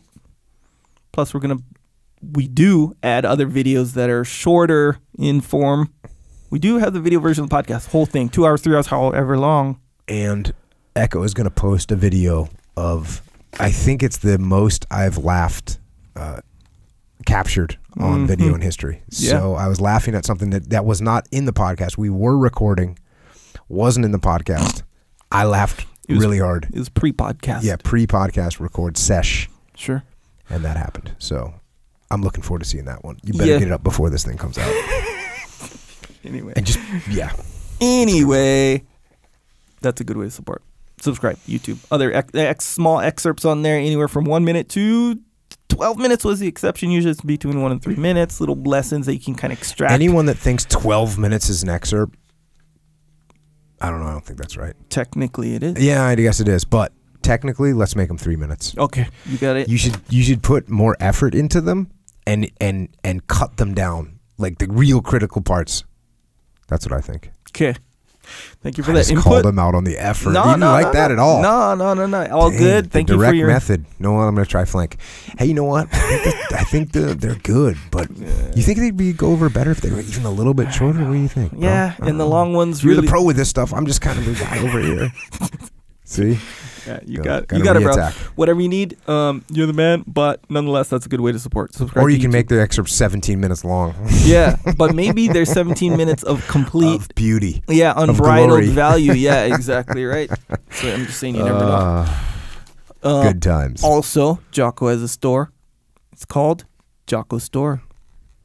JockoStore.com. That's the website. So anyway, on there, there's what? T-shirts, travel mugs, some bumper stickers on there, some patches. These are Velcro patches. You can interchange them. They're cool. They wound up being pretty cool. Yeah, I agree. Yeah. Guys that are deployed. Yeah, representing wearing big time. those overseas. Yeah, it's so cool too. It's weird because, you know, like you always say, like we're sitting in this room, you know, and sure, we got some patches out there, but to see them, like people, they'll post it on social and they'll send it to you and they'll tag you and stuff like that. And to see them, like, dang, guys are rolling around straight up representing. It's like, it's weird. It's weird in a good way. Yeah, no, it's awesome. It's super awesome to see. So yeah, there's some stuff on there. Hey, just go JockoStore.com. That's the website. And hey, if you like what you see, if you like an item, get an item. Good way to support. Also, on your journey, we all, no matter what Jocko will ever say, we all hit moments of weakness. And just like if you're going to max bench, I know I said this before, I'm going to say it again because it holds true. If you're going to go 1 rep max, or even 2 rep max, whatever, on bench. What about 3 rep max? 3 rep max as well. It starts to get a little bit more safe, I think, in my opinion. But let's say 2 rep max. You're going to have someone there to spot you, just in case. You fully intend to get those 2 reps. Fully. But when you're pushing it, it's wise to have a spot. Because if for some reason, maybe you didn't eat your, a good whatever. Maybe you didn't get enough sleep. I don't know. But you could hit a little roadblock, little moment of weakness. You have that spot there, boom, gets you through. Gets you that last inch on your rep or whatever. Keeps you on your path. This is, the real world version of this is called Psychological Warfare. And what that is, it's an album with tracks. Jocko tracks. And for any situation you might find yourself in that you have a moment of weakness, like getting up in the morning, or skipping your workout when you intended to work out, or slacking on your diet, Jocko will be there with a track that'll help you through it. It's called Psychological Warfare. Jocko Willing. Do a search. iTunes, Amazon Music, other MP3 providing, what do you call it? Outlets? Outlets. Yeah. It's a good one. Real good one. Cool. Also, we've got kind of a big announcement coming. Yeah. Which we haven't really had any big announcements, right? I'm not a big, because you know what? I'm not a big announcement kind of guy. Right. Plus. So I guess I'm not going to do this whole thing with the big announcement thing. I will say this. This is it. Okay. It's an announcement. We'll say. We're not going to hold back. This is what's going on. After many months of due diligence and conversations and relationship building and growing understanding, we are actually joining forces with a company called Origin Brazilian Jiu Jitsu in Maine. Now, this actually occurred, believe it or not, due to this podcast. I was doing a Facebook Live. I said something about, this was months ago, said something about Origin. Hey, if you want a gi, get a gi from Origin. They make them in America. They're well-crafted, special material, woven up in Maine. They're cool. Check them out. Mm-hmm. And Sarah Armstrong, you know Sarah Armstrong, right? Of course I do. She motivated, got after it, and put me in touch with this guy, Pete Roberts, who's the founder and owner of Origin. And I knew about him. That's why I was talking about him on the Facebook Live, because I had seen him, and I'd known that like a possessed psychopath, he wanted to make gis in America, so he went and found looms to weave material with and all that stuff. Yeah. And the thing is he was basically alone with his team on his quest to make this happen. But the cool thing is he's not alone anymore. He has a partner now.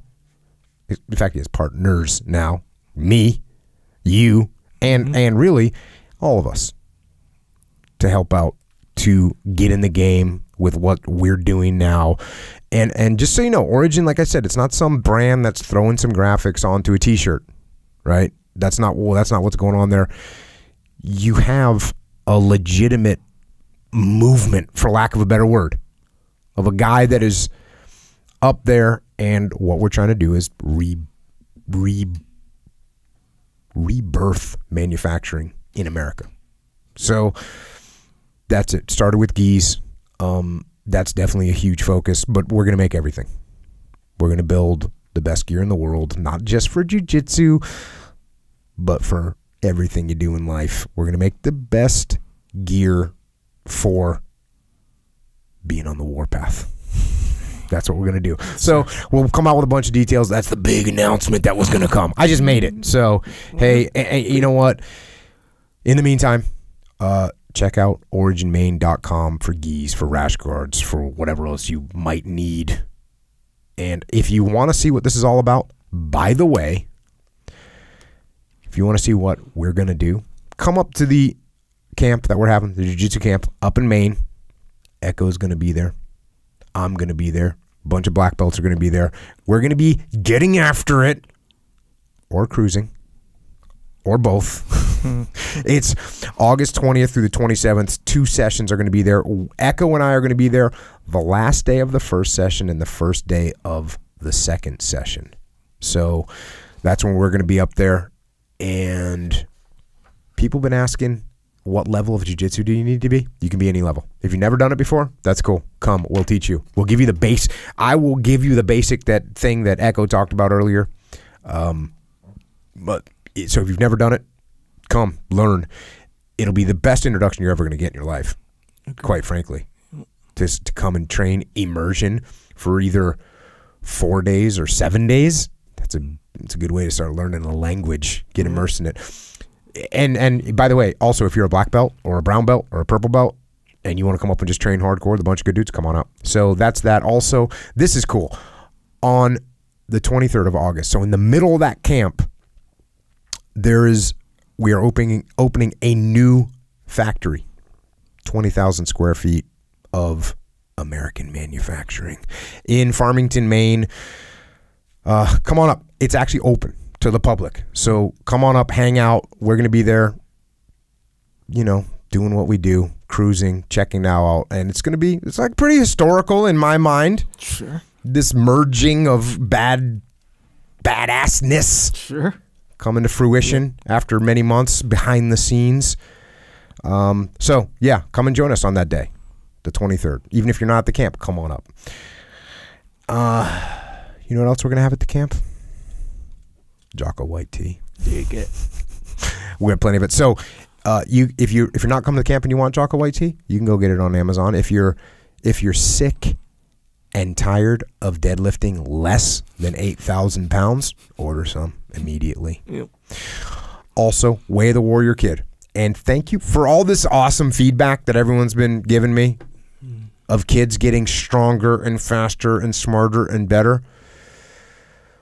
That's awesome. So if you have a kid or you know a kid, get him or her this book. And by the way, if you're wondering, well, it's a Warrior Kid, is that for girls? Believe me. Well, what does your girl think of it, Echo Charles? Outstanding. It doesn't matter. So they need it. We all need it. So get one for yourself as well. There's lessons for everybody in there from Uncle Jake. True. The other one, got another book coming out, Discipline Equals Freedom, Field Manual. Now, if you want a feel-good book, if you want a book that's going to fill you with a bunch of fantasies, don't get this book. The book is not for you. This book is real. This book is going to hit you hard. And if you don't want to get hit hard, then don't order it. If you want to be coddled, don't get this book. If you want to be lied to, don't get this book.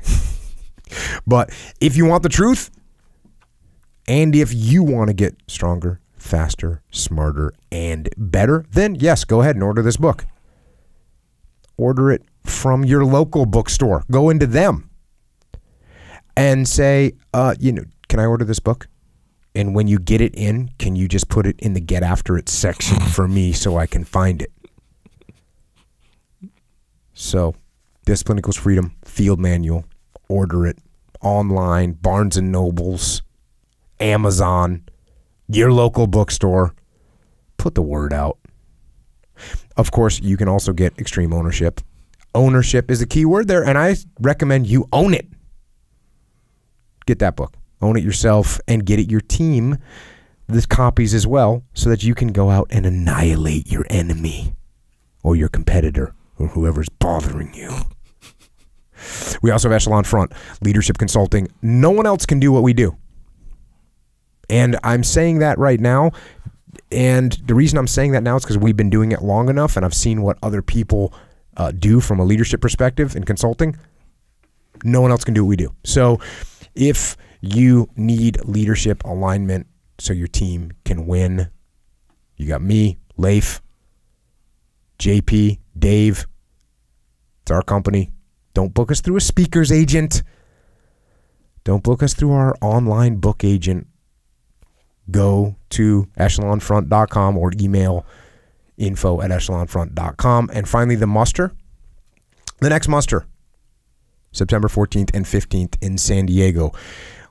This is kind of crazy. We've already sold more than half the tickets. So this is absolutely going to sell out, just like it sold out the first time in San Diego, just like it sold out in New York City, just like it sold out in Austin, Texas. Don't get left out in the cold. Get registered, extremeownership.com. Come and get it. And while you're waiting for the immersion camp or while you're waiting for the muster, we're not hard to find because we're rolling on the interwebs. Kind of hard, actually. Extra hard. Sometimes. We're on Twitter. Sure. The Instagram. And that facey boy. Echo is at Echo Charles, and I am at Jocko Willink. And finally, thanks to everyone that makes this podcast possible. First and foremost, our military, who keeps us free to create and grow and live the way we want to live. Thanks to you all for holding the line. And thanks also to police, law enforcement, firefighters, paramedics, and other first responders. Thank you all for making this podcast possible by keeping us safe here on the home front. So thanks to you all as well. And finally, to everyone else out there, whether you're going through good times or bad times, whether you're winning the game or you're making a comeback, whether you're building a house or a road or a bridge or a piece of software, whether you're assembling a car or assembling a meeting, or if you're in a diner pouring a cup of coffee for someone that's about to go out and pour concrete, whether you're sowing seeds in a field or sewing the stitches into a gi, no matter what you're doing and what you come up against, fight hard. Do it with everything you've got, and no matter what, never quit. And always keep getting after it. So until next time, this is Echo and Jocko out.